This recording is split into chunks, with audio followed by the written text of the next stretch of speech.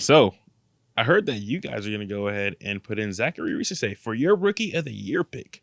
Number 1. I love that for y'all. See, this is why we don't let you start the show.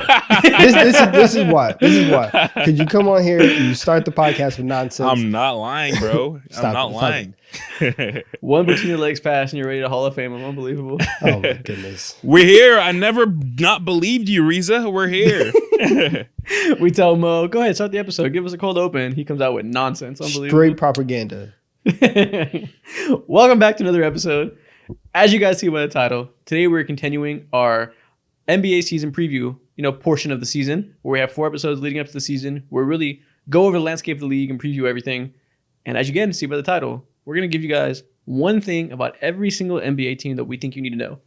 And, 2 weeks ago, we gave one big question that will define every NBA team's season. So, that we talked about essentially the biggest storyline for each year is pretty much what that comes out to for each team. This is going to be a little bit different. This is going to be more like a very specific fun fact or a very specific team quirk about each team. So hopefully it's intriguing to y'all. Quirky. If you guys are watching on YouTube, do us a favor, drop a like and subscribe. Check out the merch. Check out all of our socials. If you're on audio platforms, leave a 5-star review. All of that. Anyway, let's talk about every single team in the NBA. We move. Real quick, before we get to the episode, I got to come in to record this and tell you guys something that we forgot to mention earlier when we recorded this episode. But on opening night of the NBA season, we're going to be at the NBA TNT Roadshow. We're going to be doing a live show in person for you guys in Boston. It's a whole big thing with the TNT where they have a big launch for the NBA season. That's what the Roadshow is. And we're going to have a part of it where it's going to be us. The NBA on TNT guys are recording their show in the same lot. And it's a whole big festival that you guys can come up to at 4 o'clock on October 22nd. Our show is going to start recording at 4:45. So no tickets required. I'll put the link in the description. You guys can go there and look at everything and see the full lineup of what's going on that day. But yeah, man, all you got to do is be in Boston and show up. And if you can't come, obviously we're going to upload it. It's going to be part of that week's episode. So no big deal. Don't worry. You won't miss anything regardless. But if you're in Boston, come hang out with us. The cranium is crazy. Oh my god. I mean, I really don't know what to say. Crayon eaters rejoice. All right, every time we do this, I typically tell you guys to start. So I'm going to start this time. One of my teams. Yeah. How about that? Call the ISO. Yeah. I'm taking the Please. fucking reins. Pick something interesting. Okay. We're going to start off talking about the Los Angeles Lakers. God damn. Again? I'm just kidding. I'm just kidding. No, we're going to stay in the West Coast, though, or the Pacific Division. I want to start off talking about the Phoenix Suns. But I've been thinking a lot about our upcoming season preview episode, which is next week. Be sure to tune in for that. It's going to be a good one. Where, we're going to inevitably rank every single team and kind of predict the standings. And the Suns have given me a lot of pause. Because over the offseason, I think I kind of tossed them to the side and was like, listen, they're running it back. They still got the same big three that didn't work. Yawn. And I think that's kind of been the prevailing sentiment is kind of been that they're uninteresting and are who they are. I no longer think that. I'm actually quite excited about the Phoenix Suns. Okay. So, Please tell me, right? Because I understand that basketball games have been going on for the last 2 weeks. Please tell me preseason basketball is not moving you this much. I wish I could tell you that, but it is. Damn. No, not really. I think preseason basketball is in large part irrelevant. I don't watch full games most of the time, but I've been watching the first halves of a lot of these games to kind of see what the starters look like because I think you can gain a lot play style wise from the preseason because these teams have just started training camp and they're implementing new styles, especially when you have new coaches like the Phoenix Suns do with Mike Budenholzer, and you can learn a lot about what they're going in and what they're focusing on. It kind of tells you what they're going to be focusing on to start the season. Mm-hmm. So with that being said, I've been watching the Phoenix Suns a lot.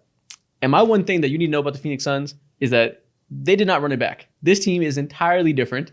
And the one big thing is their bench is going to be a major strength of this team now. And I think last year their bench was potentially one of the worst in the league. I know there's bench stats that kind of tell you that. All that does is add up points per game on the bench, which I think is completely irrelevant.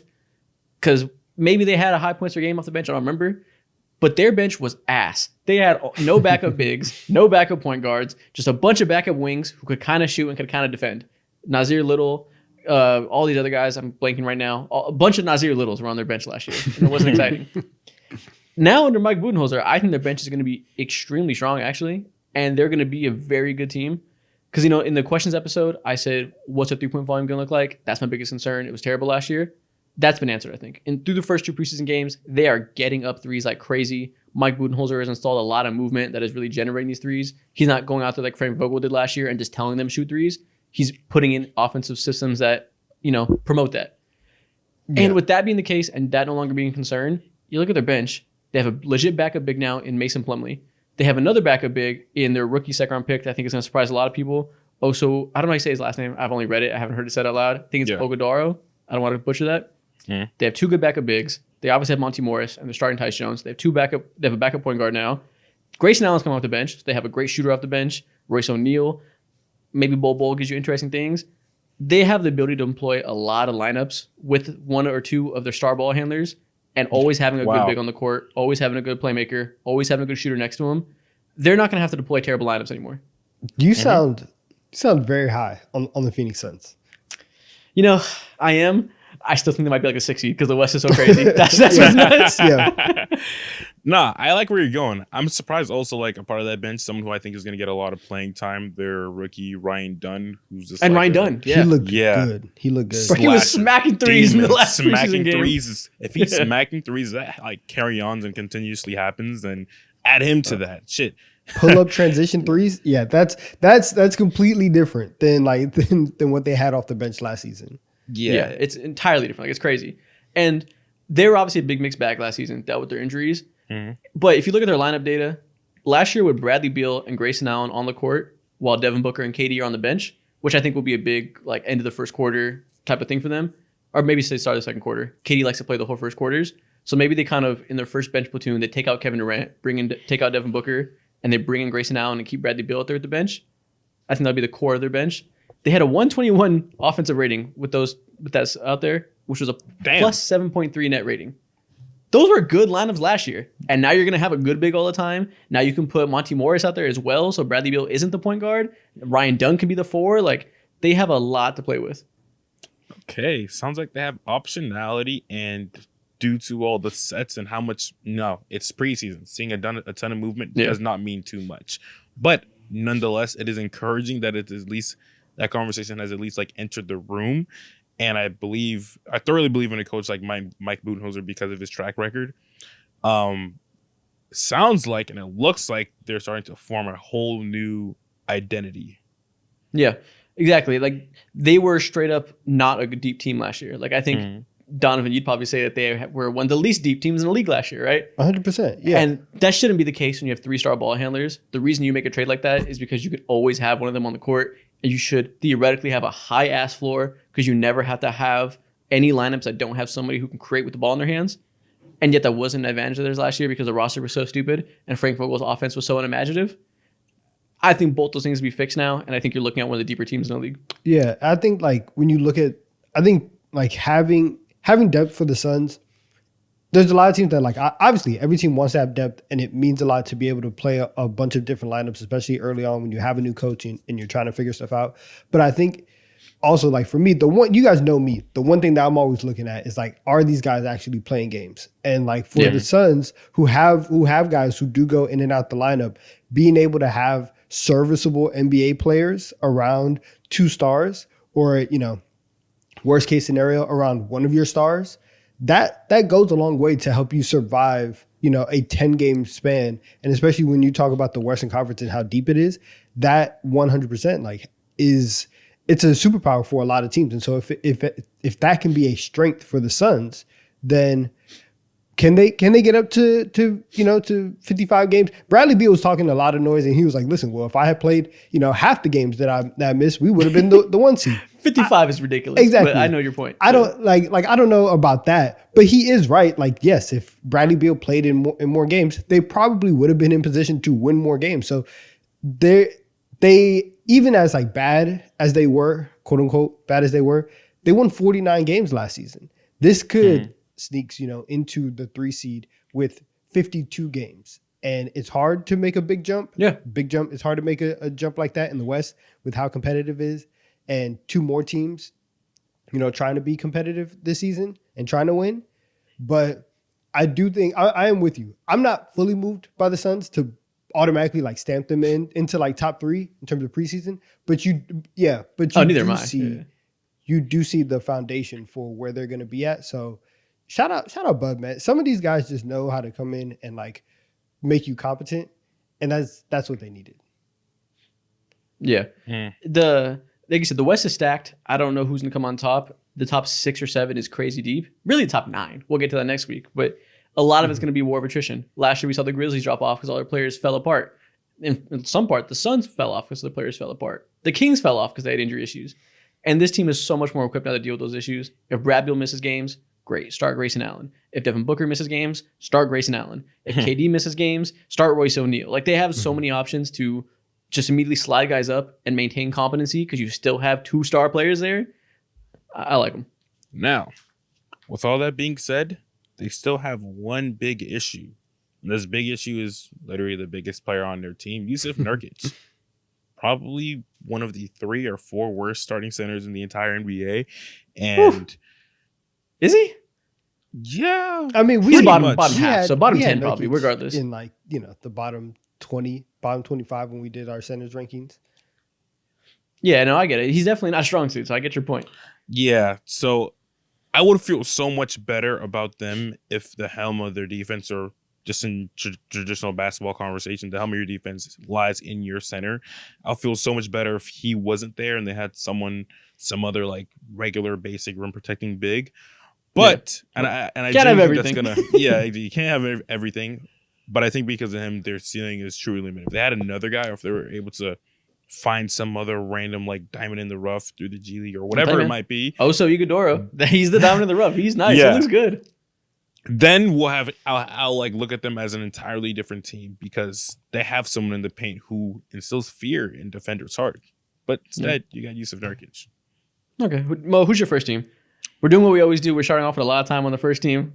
Let's bring us home to the second team. Who are you going with? Just love to yap about basketball, man. Okay, so first team that we're gonna go with is the Minnesota Timberwolves.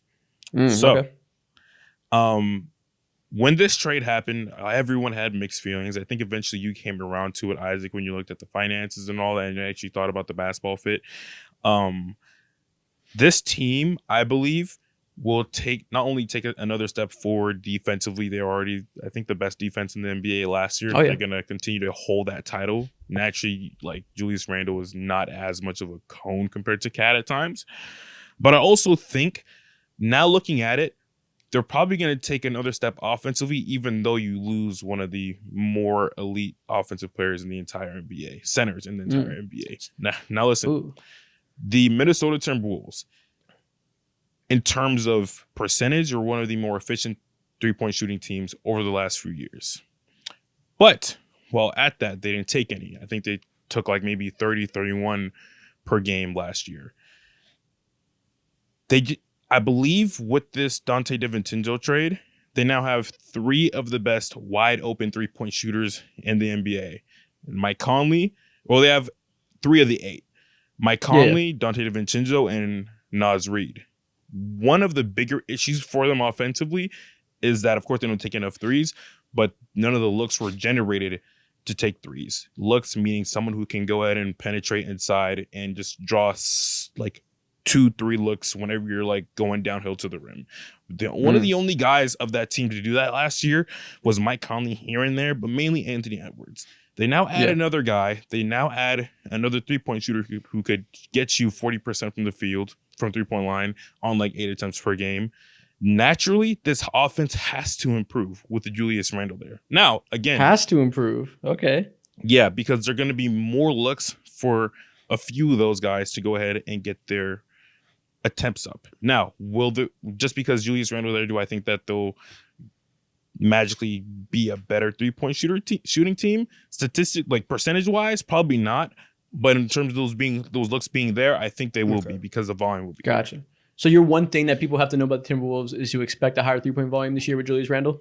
Yes, which will in turn make them better offensively. That makes sense. They were 20th in 3-point volume last year. I just checked. In terms of percentage of the shots coming from 3, not super high. And I know Cat is a big stretch big, so people might think, oh, the shooting's going to be worse now because you take out the best shooter at his position in the league.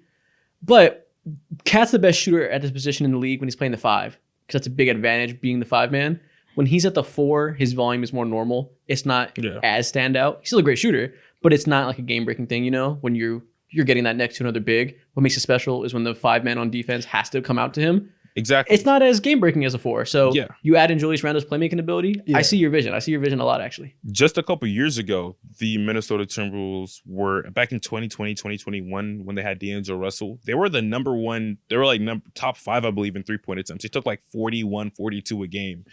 Obviously, Rudy Gobert's not there at that time, and your offense looks completely different, like you alluded to.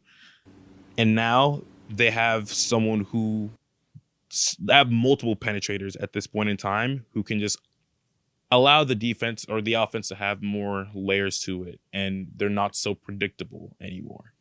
Yeah. I saw a tweet after one of the first preseason games where like Dante had walked into like a 3 from like 25, 20, 26 feet, and like a Wolves fan was like, "Oh my God, like have we ever had a player who who did this consistently?" And I think like his aggression is gonna be key. And then like you said, like Anthony Edwards is obviously part of like his playmaking growth will come from a lot of driving, kick, and doing all that. We'll see how big of an impact Rob Dillingham has, because if he can be shifty enough and get downhill, our team's gonna have to be forced to collapse on him. Something he can, that I think is very underrated about Julius Randle, or not appreciated enough, it's not like enough of a main selling point, a talking point for him, is his passing, and just how much of an upgrade they took, or how much of an upgrade on that aspect that he is compared to Karl Anthony Towns. It's night and day, damn near, how much of a better passer, facilitator, and how many looks he drives, because simply he just has a better handle and he's more equipped just to get downhill. That's his game, and I think that will be is probably one of the bigger selling points of like my argument in terms of the T-Wolves offense being stronger. That makes sense. Yeah. There's still a big part of people who still think of Julius Randle as like 2020, 2021 Julius Randle, where he's playing with like Elfrid Payton and like a younger RJ Barrett who still can't shoot, and like Reggie Bullock is the main guy. You got Taj Gibson running around. It's like, who do you want him to pass it out to? Like he's going to go down. He's going to get doubled. He's going to take in and make tough shots. But now, like you've seen, whenever you do have shooters, he is like willing. He's not like this black hole that people have kind of put on him for the last 4 And Cat's years. a good passer too for his position, but he's much more of a secondary passer. Like if you kick it to him, he'll make the right play, moving around the perimeter. He can make some stuff happen, hitting cutters out of a high passing hub situation, which is cool, very impactful when he's a 5. His type of passing isn't as important as a 4-man, whereas Julius Randle can really function in kind of similar ways to Anthony Edwards. Like their style of playmaking and driving kick is sort of similar. Obviously, Ant's a lot faster, creates more advantages, and Julius Randle's more attack you in the post than kick. But Julius Randle's good at drawing in attention out of the post. Like that's a legit skill of his, and people still respect him as a shooter. He's not a guy you leave open under any circumstance. Maybe in a playoff setting that'll change with this team. We'll see, but he definitely brings a functional playmaking advantage more than Cat does. Definitely. For sure. I like that. That's a good one. 3-point volume for the Timberwolves. I'd never really thought about that. Donovan, what's your first team? All right, you guys started off with 2 really good teams. I'm starting off with Here we go. Let's talk about ass. We're gonna get in my way. I love it. We're gonna talk about the Brooklyn Woo, Nets. the hottest of ass. Let's do it. Because the thing that I want everybody to know and to grasp, and it's really 2 things. One, at the start of this season, they will have their 4th head coach in the last 3 years. That's nuts. And they will, if everything goes right, all the protections play out, whatever. There's a scenario where they have 4 first-round picks in this upcoming draft in the 2025. I wasn't aware of that. Which is all to say, they are in full rebuild mode, and in a draft where everyone has already said like, we know how people classify last year's draft. This year's draft is supposed to be much, much better. The Nets, low key, could be in a situation where they get really good really quickly after this. And I think like if you're talking about them in 2 years or 3 years and having a lot more hope than what you're going through right now, they are at the absolute lowest in terms of foundation and building towards a championship team. And so obviously we've talked about Cam Thomas and him being a chucker, all this. I think that the bones in terms of like from a front office perspective, the bones are there for the Nets to go out and make things happen because you still have guys like Cam Johnson. You still have guys like Dorian Finney-Smith on the team that can be flipped at the deadline for more picks. They might be able to get 5 first-round picks. You know, again, like if everything works out perfectly, they might have 5 or 6 first-round picks in this upcoming draft. They low-key have a lot of flexibility, and so they're really, really set up. And like in terms of on the basketball court, I really don't think that they are that interesting. We kind of all know, right, what is about to happen for the next 8 months in Brooklyn. But moving forward, Nets fans should have a lot of That's hope. a good thing to point out. I wasn't even aware that their picks were that stacked that fast. Yeah. I know they obviously got their picks back in the big trade that sent Mikal Bridges to the Knicks, which was exciting as hell, obviously, for a Nets fan. You have something to live for. But also keep in mind, they're going to be one of the few teams that have cap space in the next coming years. And obviously free agency hasn't been what it once was. Really, the last major year of free agency where stars moved around was when the Nets got Kyrie and KD. And I don't know what the lasting impact of how that team went down is going to be to their reputation with free agents. You know, it didn't go well on the Kyrie Irving end or on the James Harden end. I don't think the PR was necessarily fantastic for Joe Tsai. But also, at the end of the day, if you're one of the only teams that can offer somebody $50 million a year, those guys are going to fucking take it. So you add in a high draft pick this year, maybe Cooper Flagg, if that can be that case. You keep Nick Claxton, maybe you keep Cam Johnson, you tear everything else down, bring in at least 2 more rookies, and have a legit core with some competent veterans that can elevate them in Claxton and Cam Johnson. Mm-hmm. You got the money to get your own Fred VanVleet, get your own Dylan Brooks, do the Rockets thing in a couple of years. I could definitely see this rebuild being faster than people think, because I think people definitely think it's going to be a long, dreadful 5 years for them right now. Yeah, and they still have 2 second-round picks this season that they can, you know, take a hit on. We're going to be hearing the Nets name a lot, and if you think like if you get your pick in this year, and let's say that they do end up getting the number 1 pick in the draft, and so you're like, okay, the Nets are going to get Cooper Flagg. You still might have 3 other first-round picks that you can then trade, and maybe, you know, get a little bit spicy and bring in somebody else to pair alongside Cooper Flagg. Like they have a lot of ways where obviously we're, you know, 8-9 months out, a lot of stuff can happen, but it's not too bad. This is not one of the worst positions that Nets fans or that the Nets could be in. You could be in worse. Basically, if you're a Nets fan, punt the season, don't pay attention, and just start running the Tankathon draft simulators now, because your life is going to be better 12 months from now. Close your eyes. Do not watch actual full games of your team. Hang out with your family. Touch grass. Pick up some new hobbies. All right, man. We'll move on to my second team. We've been very positive thus far. I'm going to be a tad bit negative. Okay. Not extremely negative. This isn't a team I hate, but this team is the Orlando Magic. Ooh. And my one thing I think people should know about the Orlando Magic is don't expect too much too fast. I think we need to be very patient with the Magic this year. I think they had a playoff run last year where Paolo Banchero hit all of his mid-range jumpers and looked amazing. It was like, oh my God, if he's going to be this guy next season, we have a superstar already. A large part of that was shot variance. He's great. He's going to continue to get better. Be patient with him, because the issues that they had in the regular season last year with the no spacing and the no playmaking around him that led to a great defense but a very gross offense that really held him back in a lot of ways. I don't think it's going to be fixed this year right away, as many people think, because they got KCP and, you know, outside of that, they just retain their talent. But I think a lot of people are viewing like the KCP fit was so perfect, and that's true, that I think it made a lot of people in their brain go, well, there we go. Now we got spacing for Paolo. Now he's going to eat.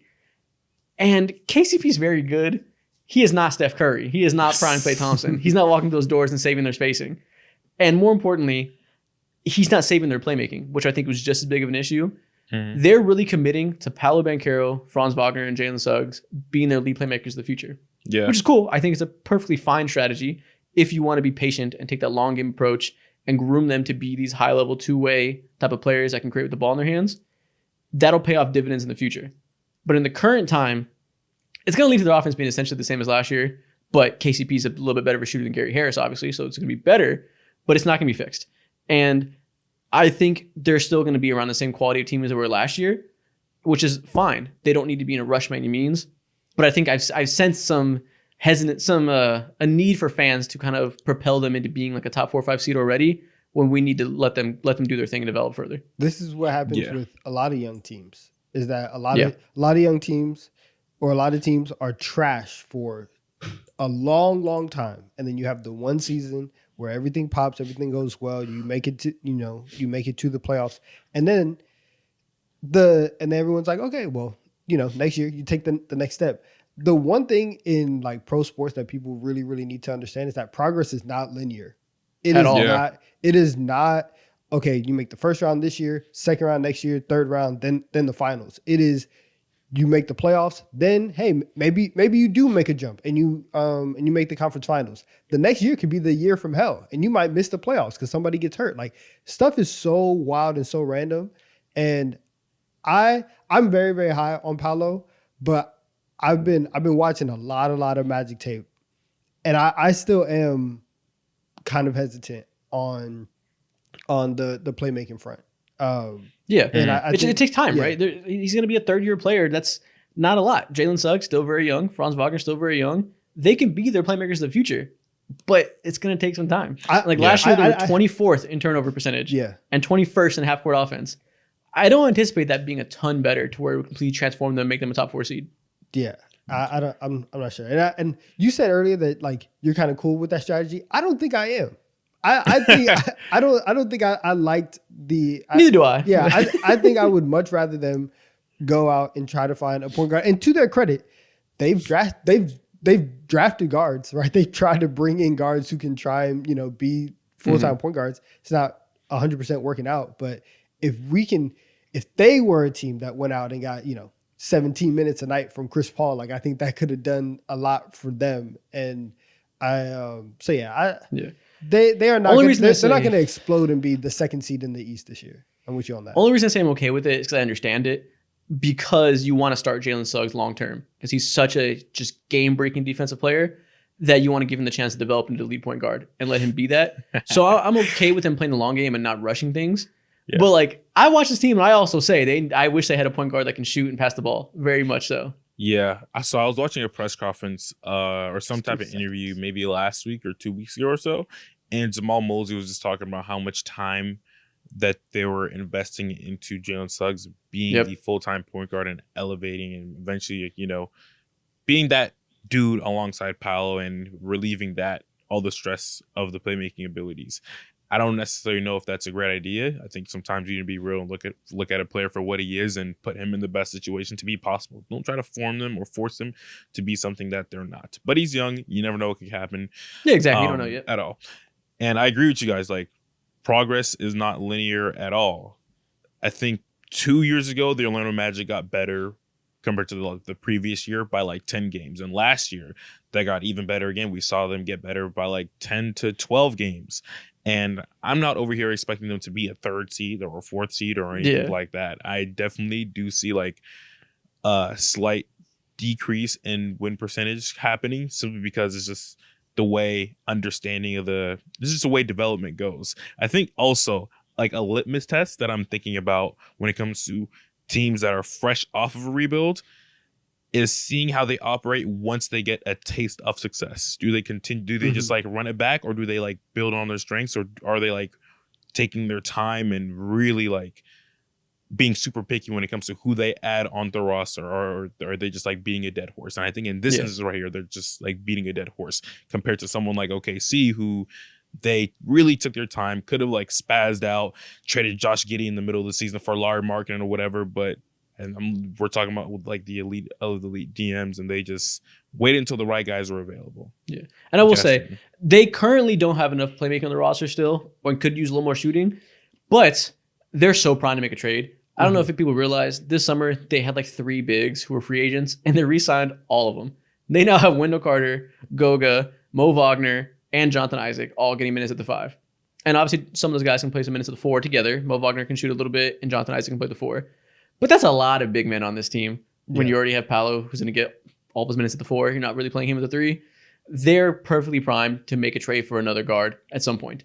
Like, Goga Bitadze is not going to be on this team long term, I don't think. Yeah, he's too good to be on this team long term. As a 4th string center or 3rd string center is insane. Wouldn't make any sense. I think he's backup center. It's like him and John Isaac are going to be the backup court, and like Mo Wagner is the one gathering dust. which is cool. It's a nice safety blanket, but they're probably going to kind of shovel things around and allocate some of those resources to the front court. Mo Wagner, you already signed. They recently just signed Wendell Carter Jr. to an extension a few days ago. John Isaac, of course, and they go, but it's 4 players deep. One of them should have been a Knick. Furious. That's nasty. But anyways, they're going to be good long term. Just let's be patient with them. Yeah. Okay, I agree. What's your next team, Will?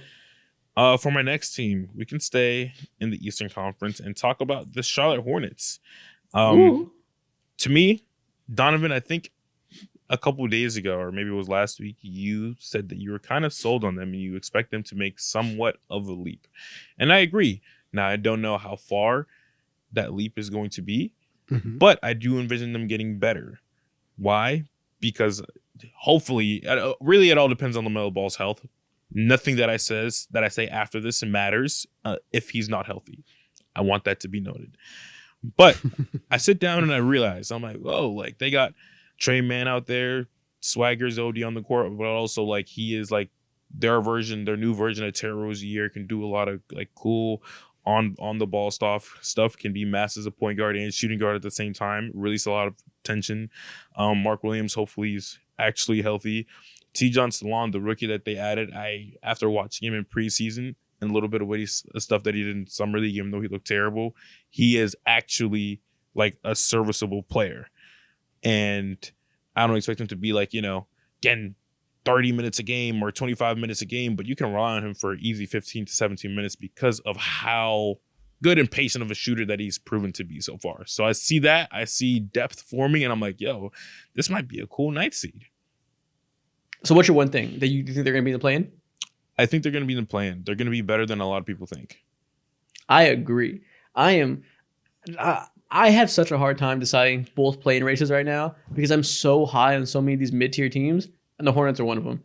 They're gonna be legitimately good. I believe in Charles Lee as their coach. I believe in LaMelo Ball. I think he might be maybe right now the most underrated star in the league because of all his injuries. People they don't watch him a lot because he's not available a lot. So they just have the impression in their mind of this young, spunky guard who's flashy but doesn't have the substance. And that's not the case at all. I think he's one of the most talented on-ball creators in the entire league. And if he plays for an entire 82 games, he's going to prove that because when he's healthy, they win games. He's had 4 seasons of his career, 2 of which healthy, 2 of which injured, 2 of which in the play-in tournament, and 2 of which terrible. They are just completely live and die by his health. Yeah. So what's the line? Over the last 2 years, I think he played the same amount of games as Ben Simmons, bro. That's insane. Embarrassing. So what's the line to where you guys feel like it's a healthy season, and like if LaMelo plays 60 games, are we still in on the Hornets making the play-in? I'm fully in. Yeah, 60 is enough. 50. Because I think 50 that's a bit annoying. 50 is, I'm like, oh, come on. To me, that's an injury-riddled season. Okay. That's where I'm like, okay, he's still doing him. Because that means he probably missed like a 20-game stretch. And that's backbreaking for a team in a play-in race. Gotcha. Yeah. Okay. 64-ish, I'm like, okay, they can still do it. Yeah. Brandon Miller can carry the load. Mark Williams can carry the load. They'll be fine. Yeah. Okay. But I like that, short and sweet. Be higher on the Hornets. We'll talk about them more next week when we do a preview episode. I have many thoughts on them and them compared to their contemporaries. The episode is going to be 4 hours long. It is. I'm so excited, man. I'm so excited. Donovan, who's your next team? All right, the next team, we're going to the Indiana Pacers. And listen, they had a lineup. This is my one thing. They had a lineup last year of Tyrese, Nembhard, Nesmith, Siakam, and Turner. That lineup was in the 74th percentile in defensive rating. That is massive for the Indiana Pacers because this is a team that everybody came to know and just believed is like, okay, this is a team that just runs up and down. They're going to score a lot of points, but they can't defend anybody. For that main lineup to actually take a step forward and to be competent on the defensive side of the ball, there's room for them to make a legitimate jump this year. Right. I understand we just got done talking about how progress isn't linear and how, sometimes young teams who get their first taste of success, they don't always take the next step.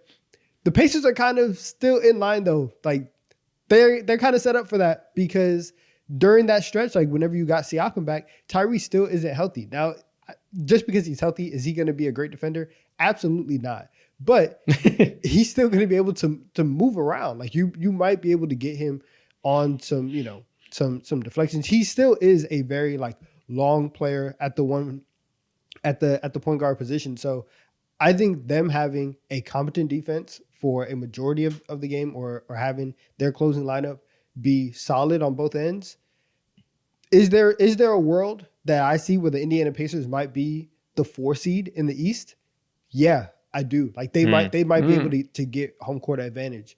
And it's in the range of possibilities. Yeah, for sure. So I'm actually kind of high on Indiana coming into this year. Okay, so your one thing is they're going to be better defensively than people think. Yes. Interesting. Yeah. I'm currently watching his highlights in the last preseason game. James Wiseman is a backup 5 right now, by the way.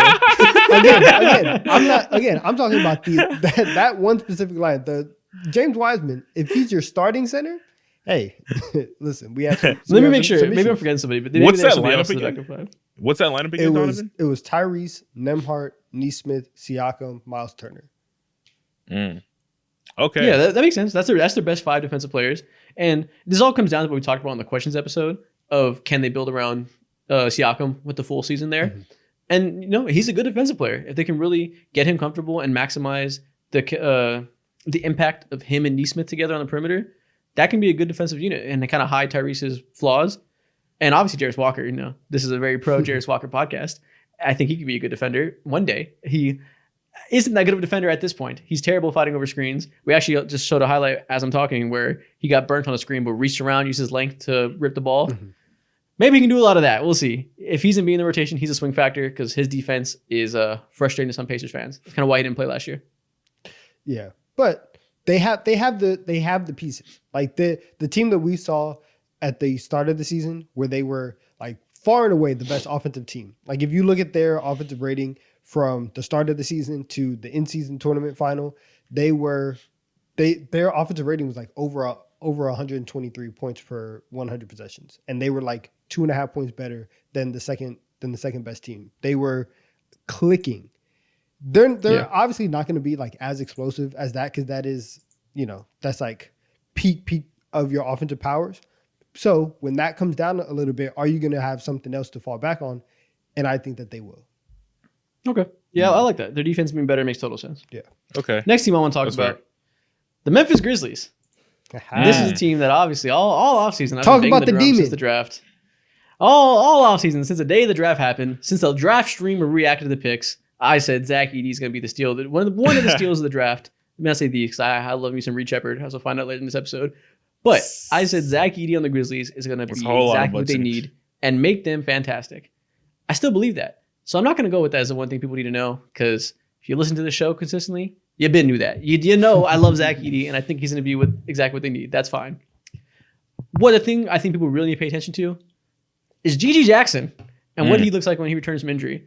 Because I think Zach Edey is the player that's going to make them back to being a top 3 team in the West, or top 5. It's a pretty stacked conference, but top 5 team in the West because Zach Edey fills the gap needed at the 5. But the player who's going to decide if they're going to be 5th or like up to 2nd or so is going to be Gigi Jackson. Gigi Jackson decides their ceiling. Okay. Last year, he was an interesting wing, still a rookie. He didn't shoot super well at the rim, got there a decent amount, used athleticism, but didn't finish well, didn't shoot well from the mid-range, stuff like that. Started off shooting really well from 3, but that tapered off towards the end of the season, as you'd expect from a rookie. But I think he showed the signs and had enough flashes in a team that was an absolute dumpster fire with no creation around him that I think if you put him on a team with competent star-level players back there, with John Morant keeping the offense afloat, driving offense, and getting open shots for his teammates, Gigi Jackson can thrive.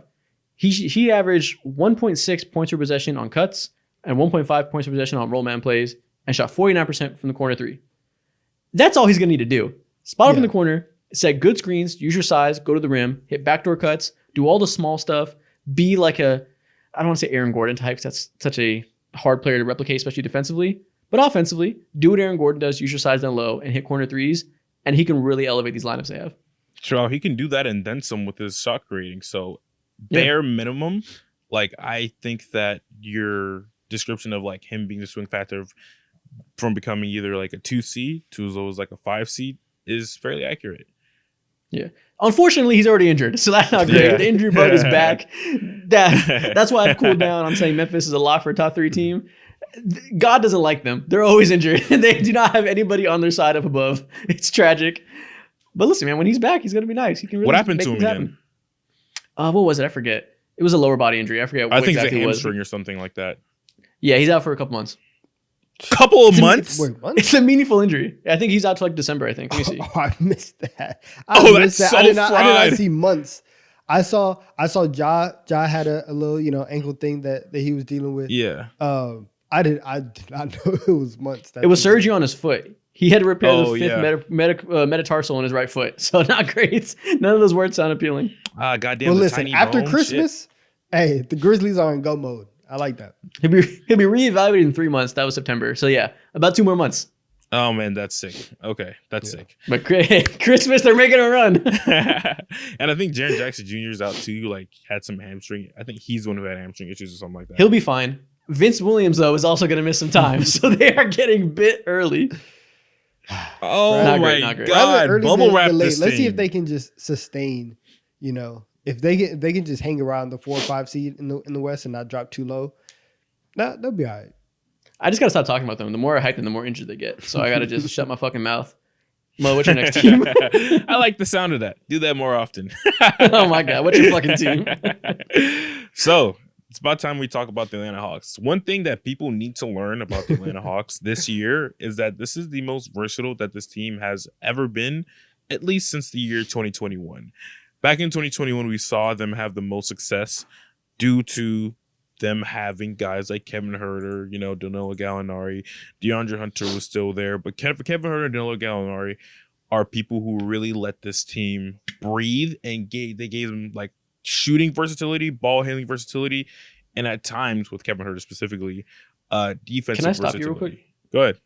Can I cut you off? Can you stop beating around the fucking bush? Don't tell us that the one thing people to know is versatility. Be honest. The one thing they need to know is how you feel about Zachary Ricochet. Go ahead, just say it. Tell us you think he's the one. Tell us if he's the versatility. Say his name. Whoa. Now, the Atlanta Hawks, I see they like to dibble and dabble, and they went into this light skin factory. Not only did they get Zachary Ricochet, they got Dyson damn Daniels in this And they already bitch. had Jalen Johnson. And they already had Jalen Johnson too. I could go ahead and sit here and talk about Jalen and how he could be like low key an all-star if the Hawks were to sneak into the 6th, 5th seed or whatever the case may be, alongside with Trey. We got 2 of them on our team. We're looking But at 3 year of them 2 were like lessons 6'7", too. 6'9". Yeah. They're all the 6'7", same. 6'8", 6'9". This is the first time the Atlanta Hawks had multiple dudes who have connective features to their game, which is the perfect way to build around Trey. God damn, Look at the I got vocabulary. fucking I love bars the in buzzwords. this bitch. I love the buzzwords. So, yeah, I think we'll see not Trey, not Ricochet, not Clint, but Quinn Snyder specifically be fully unlocked in his time as an Atlanta Hawk. This team is built towards his catering. Jalen Johnson is primed to have a full-out breakout season, a real breakout season. Hopefully he goes in and steals that MIP award because he's now has that responsibility of being the actual number 2 option. Something a lot of Hawks fans complained about last year. Me specifically, I would see the difference between Trey and DeJounte in terms of trusting your teammates. I think DeJounte did a lot better of a job doing that. There would be minor things like inbounding Kobe the ball. Buffkin too. Another light skin. Forgot about him. Sorry. There's too many. Count like that. Yeah, you don't count like that. But something Okay, I'll say is that seeing Trey having trust in his teammates goes such a long way. Little things that I would notice in Peep is that once Jalen Johnson would inbound the ball, someone like DeJounte Murray would throw it back and be like, motherfucker, go cook. Go do your thing. Bring look it at this up. play. Start the offense. Look at this play. We've been watching Ricochet cook in transition. We've Yeah. seen him his spot up threes. Look at him as this Roman. Look at this tough finish over the That help game defense. is so versatile. So versatile. Dude, he's But let me finish my 6'10", point. Let me and finish he my pops point. at the rim. Let me finish Sorry. my point. So Trey Young, almost at all times last year, would as soon as Jalen Johnson had the ball, right here, I need it, right here. Like I'm taking it off the court. He doesn't do that anymore. He's like, yeah, go ahead. I saw him at least in preseason. Go ahead and give the ball to him. Let him start offense. Let him initiate some things on his own. Trey Young trusting his teammates will go a long way. And then also, Zachary Ricochet, my sunshine, my reason to get up in the morning, my why in life, my savior. My wife. How assertive he's been and how polished his game looks. How Look at quick that. his 3-point Look at that trigger three. is. Dude, he is Moves nice. mountains for us, bro. You talking about Harrison Barnes? I'm talking about you right there with that stupid hockey jersey right there. Look at me in the eyes.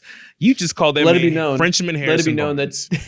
Let it be known that 2 days after the draft, I told you should like him, and you were still pissed about Alex Sarr. No. You called him Harrison Barnes. You called him Harrison Barnes. I never said You went viral on House of Highlights for hating him. Liars! Pull up the proof. Put up the footage. It is so fake. We can. What do you mean? ChatGPT, it wasn't me. It's AI. It wasn't me. I can and I will. These days. AI is crazy these days. Literally wasn't me. Well, regardless of the fact, I'm with you. Riza being this polished moves so much for us. I'm with you. I hate the fact that you're calling him Dude, Riza. You know, Dyson Daniels, Reese Shea, and Jalen Johnson might be the most versatile 2 through 4 in the conference. That is crazy. The amount of dribble, pass, shoot, and defend you have from those 3 players of all similar size that can switch and completely hide Trey size, that's incredible. Like, it's not going to be like a top 5 team in the conference or anything. They're far from that yet. But it gives them a crazy fun floor. That's just like a good recipe for winning basketball games. It allows Trey to do what Trey can do and show how much he can elevate them.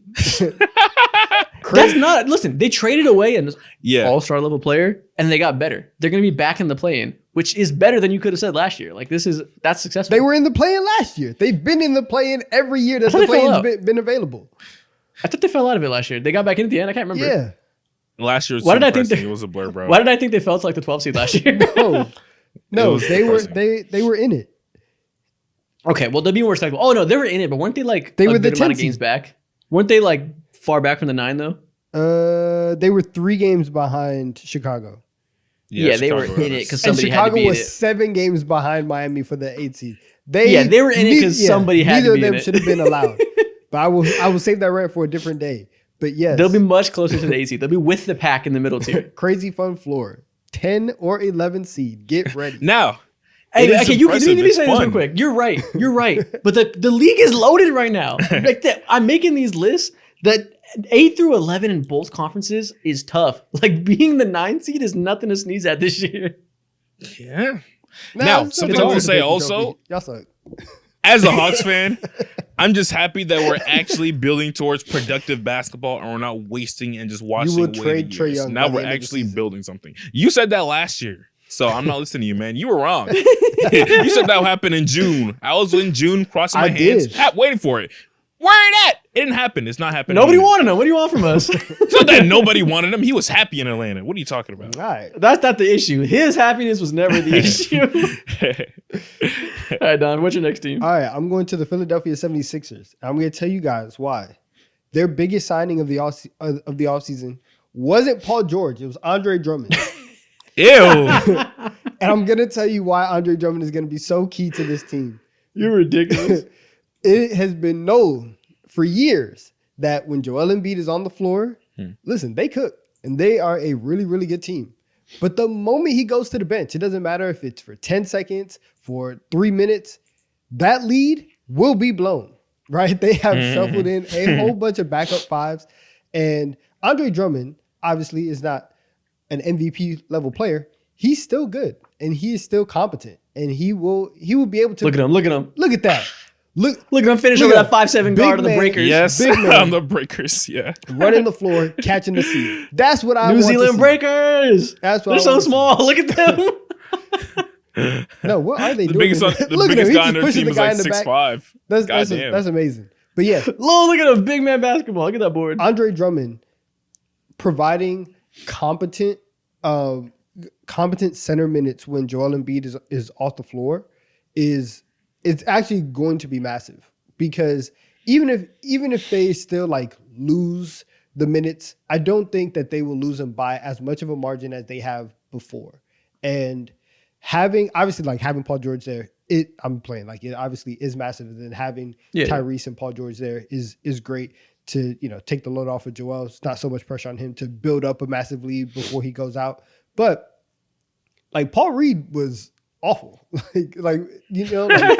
Paul Reed wasn't great. And Drummond is going to step into this role, and he's going to provide a very, very nice floor for this team and for this bench. And I think that that's crucial, because it's solving a problem that the Sixers have had for years and that Sixers fans have talked about for years. And now this team is actually, like, if they can put it together, like if Paul George can mesh and everything goes fine, which his game lends very well to that, this team is it's set up very well for success this year. No, for sure. I love this signing. He might be one of the most premier backup centers in the league. Like outside of Naz Reid and some of the other ones that like should be starters. True backup centers, guys who aren't good enough to start but are great for the backup. Andre Drummond's near the top of that list. I desperately wanted him as a backup center on the Lakers. Yeah. You had him a couple years ago. I didn't get it. Yeah, and I wanted it again. I didn't get it though. And now I'm stuck with Jackson Hayes.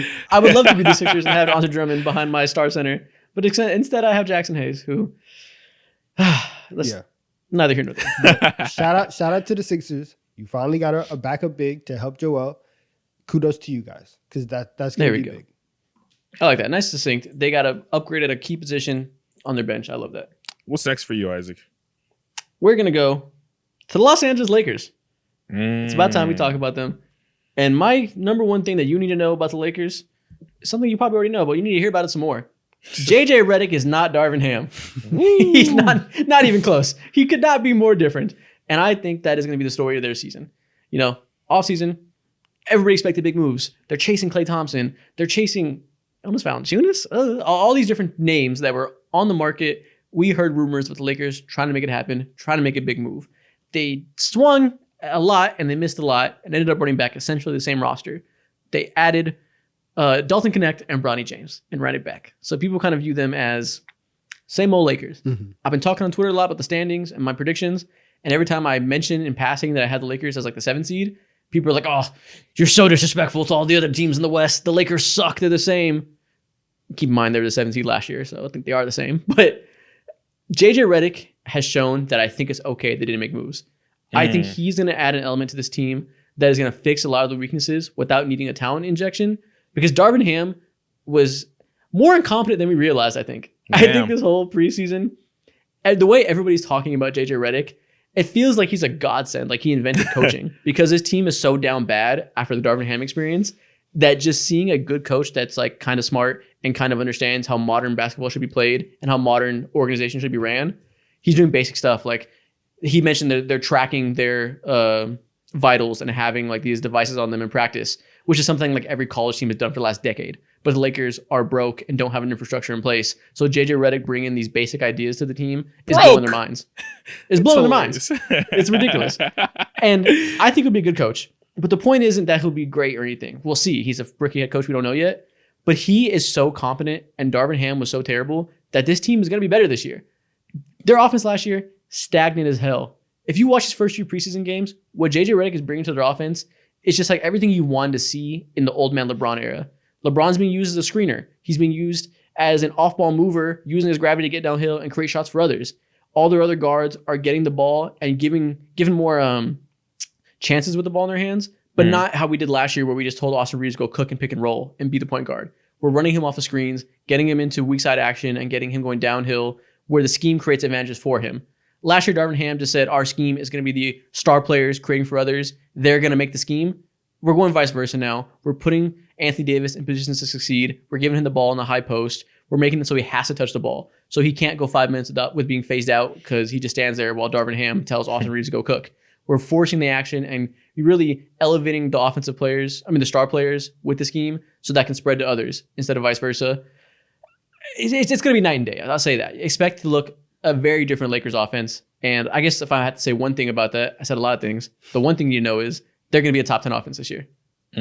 Okay. Side question that'll eventually lead back to your main point of or one of your main points of Darvin Ham being so trash.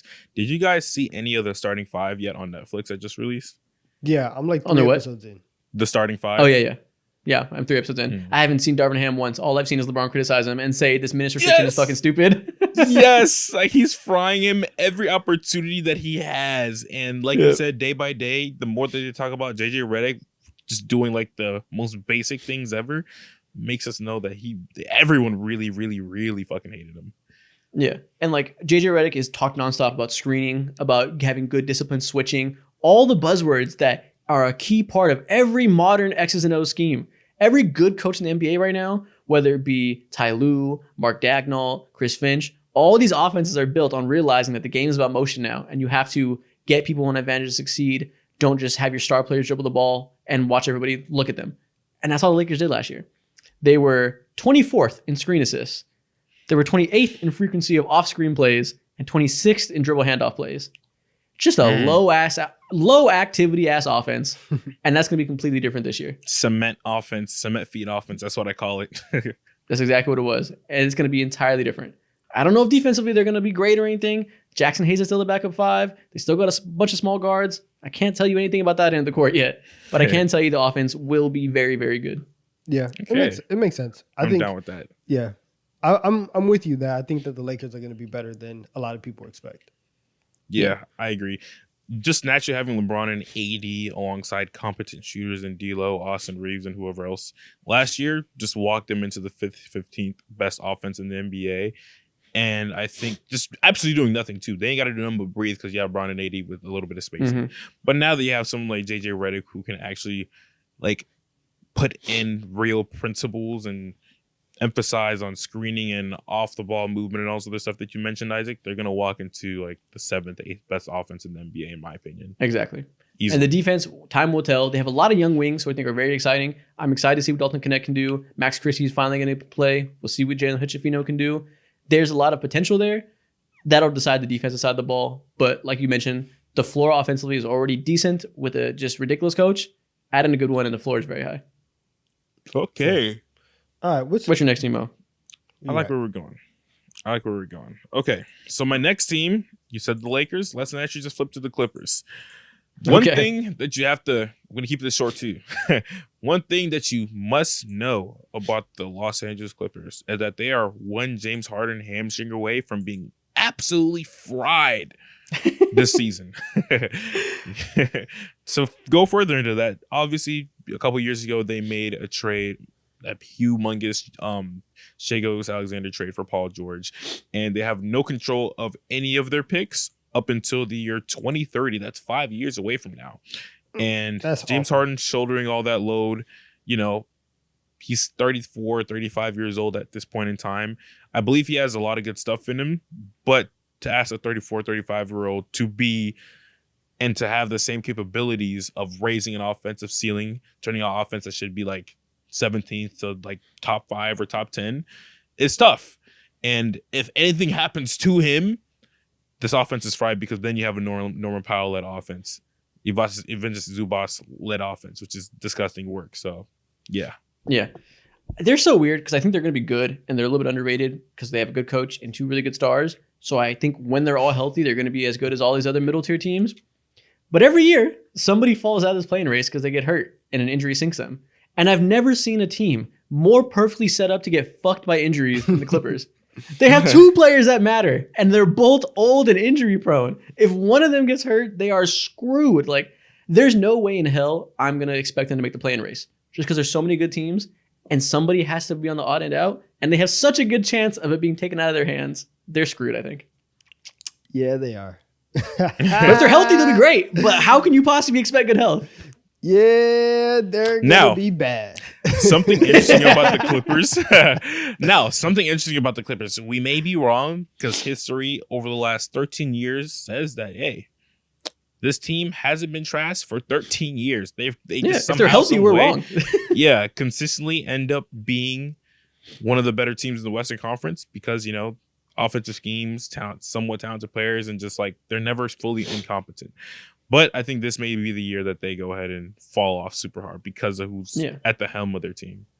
Again, Clippers fans, hear this, keep in mind, we are not saying they have bad players. If they're healthy, they will be good. Hard to expect them to be healthy. It really just comes down to that.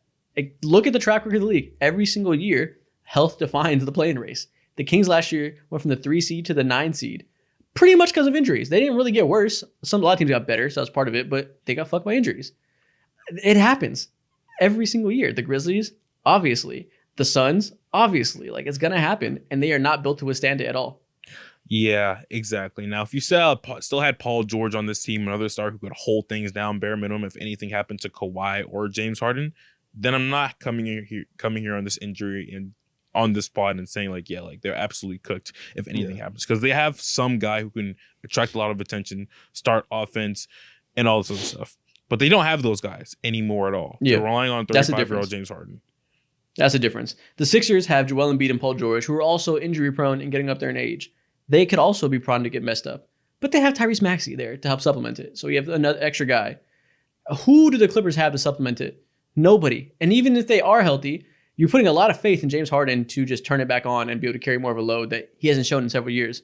I do have the faith it can happen, but you combine that with the injury issues, it's not exciting by any means. Yeah, I agree. It's sad stuff. I say all this to say the Thunder are about to get a top 10 pick in the draft via the Clippers. Get ready for the rich to get motherfucking richer. You know what? Fuck it. Let's double down. You know what? Let me just go ahead and get it out the way. The Oklahoma City Thunder. Sorry, Donovan. Let me just get this out the way. The Oklahoma City Thunder are the new fucking it team in my mind. I sit down. Ironically enough, I didn't even see your tweet yesterday, Isaac. I think you said something like the Oklahoma City Thunder were going to have a similar season to the 2015 Warriors. In my notes, I wrote down the Thunder are it. Simply as that. Yep. They're leagues ahead of almost every team in the NBA right now in terms of how they're set up now and considering all the assets that they have in the future. A couple years ago, like 3-4 years ago, I made a YouTube video on my personal channel saying like, yeah, this is the greatest rebuild of all time that we're witnessing, and everything is finally coming into fruition. This team is leagues ahead of everyone simply because of how dynamic they can play and the versatility in which they dominate. They can dominate in every single angle of the game, and adding guys like Alex Caruso and Isaiah Hartenstein, some of the most versatile role players in the NBA, did nothing but enhance the crack that this team is already is, bro. This team is it. Just know that they're that. If you're not on the bandwagon yet, get on. If you're a betting man and you haven't bet on There's the no Thunder, more room. There's no more room on the it. bandwagon, but double lap. Fuck it. If you made predictions and you didn't say the Thunder are going to win 65 games, change that. If you don't have Chet Holmgren stock, change that. If you don't have Jalen Williams stock, change that. This team is going to be the story of the year. I've done all then you five are of going those to be a things. rich man. Your year's going to be great. You're going to have a fantastic year. Greedy. Like, everybody knows they're good. Yeah. Everybody knows they're the 1 seed last year. I said this on Twitter yesterday, like you mentioned, you alluded to. I said they're going to have a 2015 Warriors type season that changes the dynamic of the NBA. And people saw that, and Thunder fans got a hold of it, so it reached an audience that's not my own and led to a lot of haters because a lot of people hating the Thunder. So I was getting ratioed a little bit. Not ratioed, but I was hearing the haters and what they think. And people think it's dramatic. People think we're already overrating the Thunder. And I think that's so far from the truth. I think they're so much better than people realize. People don't understand yet what Isaiah Hartenstein is going to do for this team. The fact that they can start him and some games start Chet at the 5 and have both looks. And every game gives you both looks of going big with 2 passing hub centers or going small with all these perimeter players. They're going to be so unguardable. And if they're healthy, even if they're not healthy, because they're so deep, they can stand to lose a guy or two and still be fine. Yeah. I think they are going to blitz the Western Conference, and we're going to look up and we're going to say, oh my God, for the next 5 years, this is the team we got to build to beat. In the same way we said that about the Warriors in 2015. Brother, Yeah. I saw a clip of Isaiah Hartenstein taking corner threes. They're going to have 2 stretch 5s. It's going to be ridiculous. Like if that does become, a part of his game, and Look at this play. Real quick. It's ridiculous. Show Break this down. So bring the ball up. Shea throws it my into the high goodness. post at Hartenstein, who's a great passing hub. Look what happens. He gets a corner 3 to Chet, right? But look how it happens. Shea obviously has a lot of gravity. He goes in for a post up, and the corner man, Dylan Brooks, comes down to defend him because he doesn't want to leave Amen Thompson one-on-one with Shea because it's scary. And Isaiah Hartenstein, the play was to give it to Shea. Shea looks dejected after he doesn't get it. He's a little disappointed. He walks away. But Isaiah Hartenstein is a great passer. And he just kicks it to the corner because he sees my other big man friend is right there wide open. And Chet Holmgren nails a 3. All you had to do is pretend to give the ball to Shea and you get a wide open 3. And this is going to happen all the time while they're also surrounded with the best defensive core in the NBA. I'm Donovan sick. looks like he's I'm having the worst sick. time of his life, and I love it. Because I already miss Hartenstein. I already miss Like, him. look at the spacing. It's you have 5 out it's spacing ridiculous. with Hartenstein because he's such a good passer. Hartenstein serves as the point guard, so his lack of spacing doesn't matter. Look how high Sengun is guarding on him. Oh, yeah, You can't Isaac. sag off him at all. Isaac is nerding out on this film study. I love it. This is This one clip. I know. This is mundane 3. Someone No, go but ahead and cut off we've his said, internet, but bro. we've said this. We've said this since last season, and like literally the only flaw that anybody had about the Thunder was like, oh yeah, they're too young. And like ultimately, like for a couple of their players, like for J-Dub and for Chet, yeah, like they needed to go through some stuff. They needed to add some stuff to their bag that you can only get through experience. But you understand that whenever you look at this team on paper and you look at the roster, They are built. Oh my God. This guy. Look at He this. just Look at zip this that pass. shit through him. Yeah. Look at this. How do you guard this team? They're doing Caruso sets a screen for Dort, who then cuts back door, and you have to defend Dort coming around for the Why are three, two and then jumping Caruso at darts Dort? for the dunk. Why do we have? I understand Dort's like a good shooter. We don't need two. He's a 40% 3-point shooter. We don't need two though. Look how fast Caruso rolls. That's a point guard. You have your point guard screen rolling like this on the go screen. Like- oh my God. Like yeah, if Dort positioning. Wants, if Dort wants to take It's the positioning, three, bro. moving, like we should be fine with that. Yeah, that's a young team. You shouldn't give that up. Yeah. But like, Yeah. it's hard because you have to think about a lot every play. It's hard to not instinctively jump out at the three. Yeah, Yeah. I think what the Thunder are doing now is that they're empowering, or eventually other teams will have to catch up to them in terms of the new recipe, the new thing is being as versatile as possible Mhm. and not having any players who put a cap to your offense or your defense. 100%. We saw it last year, but now we're seeing it to an even greater extent because we got Hartenstein and Caruso in there, who are some more versatile role players. What makes the Thunder scary last year is their guards can do big men things and their big men can do guard things.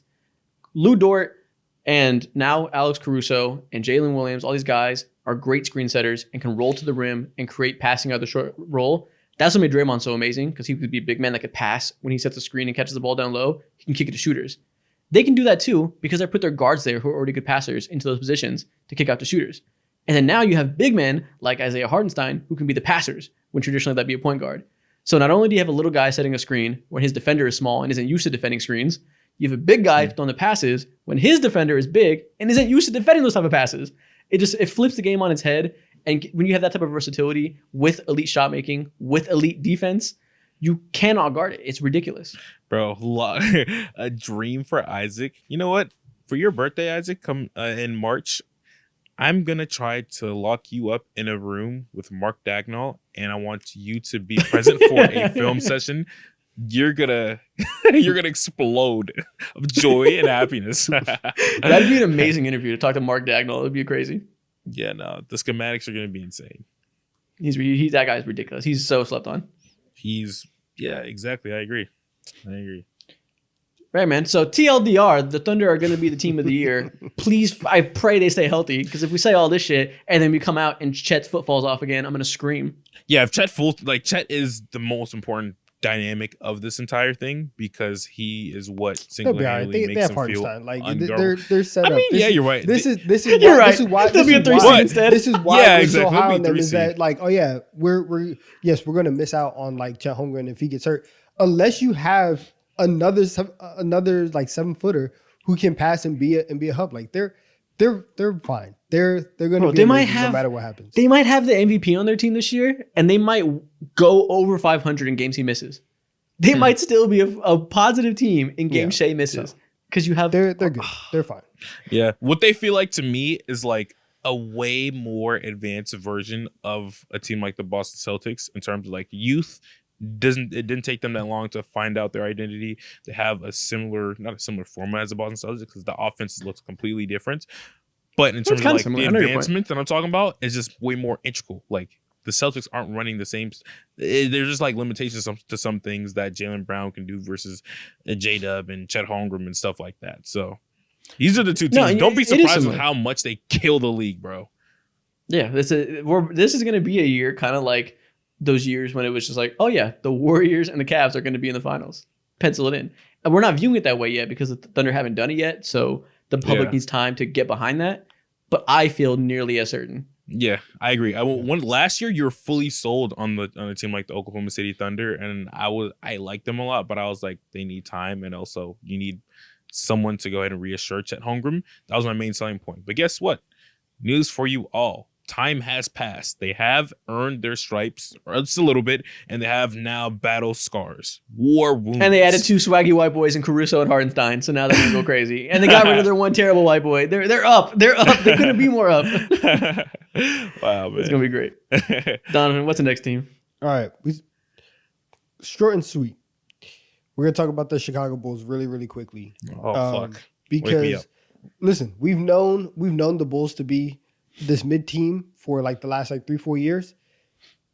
Their offense. That's too many words. It's going to be disgusting. It's like okay. I actually think that the Bulls are going to be really, really bad. because Yeah. like not in the way of like, yes, they're not fun to watch, but somehow they're gonna like luck into 41 wins. Like they're not gonna win a lot of games, and their offense is gonna be bad. And like last year, if you look at the team, like one of the bright spots is that offensively they were top 5 in offensive turnover percentage. They actually didn't turn the ball over too much, right? Like Because they didn't fucking pass. That's what I'm saying. Like it wasn't there. But now you bring in Josh Giddey, and Josh Giddey turns the ball over a lot. And like, granted, people who have the ball in their hands a lot and try to make a lot of plays and are aggressive, you normally have that like boomer bust, right? Josh Giddey is not that level of passer that to where you can accept a high turnover percentage.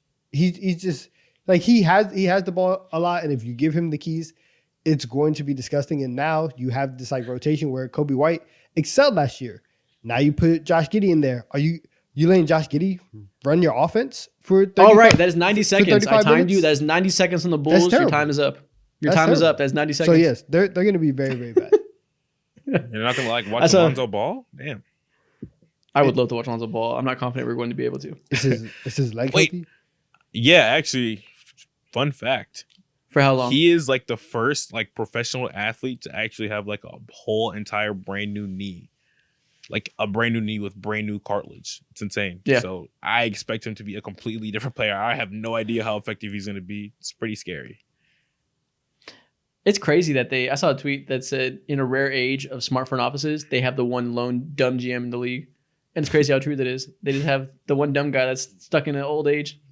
There's multiple dumb guys around the league. There's a few that I said David Griffin erasure, but even he has some redeeming qualities. Yeah. I don't know what the Bulls front office has as a redeeming quality. They're sad for now. Anyways, my next team is the Denver Nuggets. The Denver Nuggets are my next team. Let's get back to a team that matters.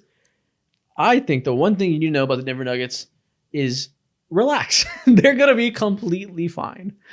And I know we are no better than the average NBA fan in this regard, because the NBA free agency happened. KCP became a member of the Orlando Magic. And none of us were happy about it because they were perfectly capable of retaining him. And we were just mad in principle that they decided to cheap out, do the second apron, and not retain him and deal with the side effects later. When you have the best player in the league in the middle of his prime, in the middle of his team championship window, they squandered that to some extent. And that carried us it colored our lens of how we viewed this team all summer. We didn't say anything positive about them because we were annoyed as hell. And we were valid. But also, they still have Nikola Jokic on their team. And KCP is just KCP. If you were projecting them to be like the 4th or 5th seed because they lost Kentavious Caldwell-Pope, you have completely been misguided on what makes this team special. If Nikola Jokic plays 75 games a year, they're going to be a top 3 seed like they always are. They're going to be just fine. And while it's annoying KCP's gone for stupid reasons, it's going to marginally affect their team. They're going to be just as good as they were last year. Yeah, I completely agree. Last year, with Nikola Jokic and Jamal Murray on the court and KCP off the court, they had a plus 23 net rating. Completely incredible. And in those lineups, the main lineup they used that didn't have him was with Christian Braun, which is going to be the starting lineup this year. Plus 16 net rating last year, which was a small sample size. It'll go down some because most lineups that play huge minutes do. But when they had Peyton Watson in there, again, terribly small sample size, they were like plus 60 net rating, which is unsustainable. They have had 0 instances where KCP went off the court and they sunk. They'll be fine. Now, however you feel about their bench could be a different conversation, but the absence of KCP plays very little part in that. And I know it makes the back half thinner, which can be a thing. But listen, KCP was getting hunted in the playoffs, even defensively. Ant was taking his fucking lunch. He's not a defensive stopper. He's a good shooter, not one of the best in the league, a great player you want on your team, but he's not sinking or swimming any team to that regard. You said it was like a marginal loss, and I agree with that. But it's the culmination of the marginal losses. And it's the fact that you lost Bruce Brown the year prior. And you're like, you know what, that's fine. Like he's a bench player. We still have our starting 5 together. Next season plays out. KCP's gone. Okay, that's fine. We still have our core 4 together. But at the same time, none of that stuff has been replenished. You still haven't replaced Bruce Brown. Now you have to go and figure out who's going to replace KCP. And so after a while, you're going to get to a point where all these small little things start to add up. So and you said it, like we're still valid. I still have some concerns. I don't think that the Nuggets are going to be a very, very strong. Like I wouldn't be surprised if they weren't a top 3 seed in the West this year. Now, if they are, sure, because it's stacked. yeah. And if they are, and Jokic just has one of those seasons, by all means, like he is right now, he's the best player in the world. You got it, and that's what the best player in the world is supposed to do. I should be able to take KCP off of your team, and you should still be able to be a top 3 team in your conference. Exactly. So yes. I can see a world where that happens. When you say like relax or we'll be fine, I think we're at the point with the Nuggets, especially because they won a title 2 years ago. We are competing for championships. We don't care about the regular season. So in the playoffs, I do think not having KCP, if somebody else doesn't step up, will come back to bite them. I care more. I care more about the regular season than I do the playoffs for KCP. I don't give a fuck that KCP's not there for the playoff setting. In terms, again, I would like him to be there. It'd be better if they had more good players in their roster. Like that would be ideal. But in terms of predicting who's going to win a series, there's no matchup in the West that I'm going to decide if I think they win or lose based on KCP's presence. Like, I think they can't beat the Thunder for all the reasons we mentioned. They couldn't beat the Thunder with KCP. I think they can beat, I don't know, call it the Mavs, whatever, whoever else, the Grizzlies. I think they'll probably beat the Grizzlies. With or without KCP, that's the case. I think Christian Brown can do just enough, completely fine job for what they need him to do defensively compared to what KCP would bring them. Yeah, we'll see. But as long as they don't have they are on watch. They are on watch and they are on alert. Jamal Murray and Michael Porter Jr. are on watch because they make max contracts. And last year, Jamal Murray was hurt and MPJ couldn't shoot. They are what matters in the playoff setting, not who plays 2 guard next to these guys. Exactly. But I agree. Since we've been in this Nikola Jokic era, that I might as well call it, the only time in the regular season that Nikola Jokic hasn't won like 50 games or whatever so far, or whatever, is when Jamal Murray is like hurt or just out of the picture, like a couple years ago when he tore his ACL. I think it was like 2021 or something like that. That's when Jokic won his first MVP. Yeah, instances like that where it's like, okay, like things might get scary. But as long as Jokic has some other star level player like Jamal Murray, they're completely fine. Yeah, if Jamal Murray and Aaron Gordon are there, they'll be fine. In terms of playoff series and like having max level versatility and just like not having to put too much on MPJ's shoulder or Aaron Gordon's shoulder, which will happen now because, KCP's gone. I understand you on that front. Honestly, MPJ needs the fire lit under him. He needs to take a more recreation load. So, I think we could see a world where, this forces them to put more pressure on him to carry his weight. And if not, maybe he has to be traded one day. It'll kind of force their hand to realize if he's the one there. I don't know. And obviously, having less players, they have less margin for error for injuries, which, of course, is going to be a thing, and I recognize that. But when they're healthy, it's going to be exactly the same way it's always been. Westbrook's going to be more than happy to just pound the air out of the ball and set MPJ up. So I don't know. I think he might just be he just might be okay with just standing there waiting for the ball. God damn, what's your next team? How many teams do we have left? Do we still have half the league to go through? Yeah, we need to. Yeah, it's starting to Okay, so let's go ahead. Utah Jazz, they're going to suck. Some team has to suck. You need to learn that the Utah Jazz are not going to be halfway taking like last year. They're not going to be semi-good. Nope. Trash. I don't. That's very interesting because I don't believe that. And I think the Jazz are going to be solid. They're probably going to do the same thing that they've done over the last 3 years. They have good players and a good coach. Something that I will say, you're right, but someone has to be absolutely terrible. Usually 2-3 That's teams what the Clippers in the are Western for. Conference. They're not going to be as bad as the Utah Jazz. That's why they're here. They're not going to be as bad as Utah Jazz simply because they have better players and a better head coach. So it's just not. Someone has to be trash. It's going to be them. Yeah. Keep in mind, the Trailblazers are going to win 6 games this year. The Trailblazers are going to be horrendous. They're going to be legendary trash. Dude, they're going to be so fucking pissed. It's unbelievable. They might win 12 games. They're going to be awful. The West is going to just let me rattle off another team. Portland Trailblazers. They have great trade pieces, like you said, but just everything. Something that everyone needs to know. You need to learn that they're going to get dog walked. Okay. And another thing you need to know is that they're also going to have probably a lot of trades happen for them this season. The Jeremy Grants of the world, the DeAndre Aytons of the world, and Matisse Thybulle of the world. They have a lot of pieces to unload. Let's just, Don, I think it's your team. Let's add the Spurs into this. The Spurs, Jazz, and Trailblazers are going to be the only 3 teams in the Western Conference that are not competitive in the play-in race. To you. What? No, you're sleeping on the Spurs. To you. Dude, there's like fucking 13 teams. I like the Spurs a lot. Be serious. Not everybody can be in the race. They're going to be like the 13 seed. There's no... Look at who's above them. You think the Rockets are going to be worse?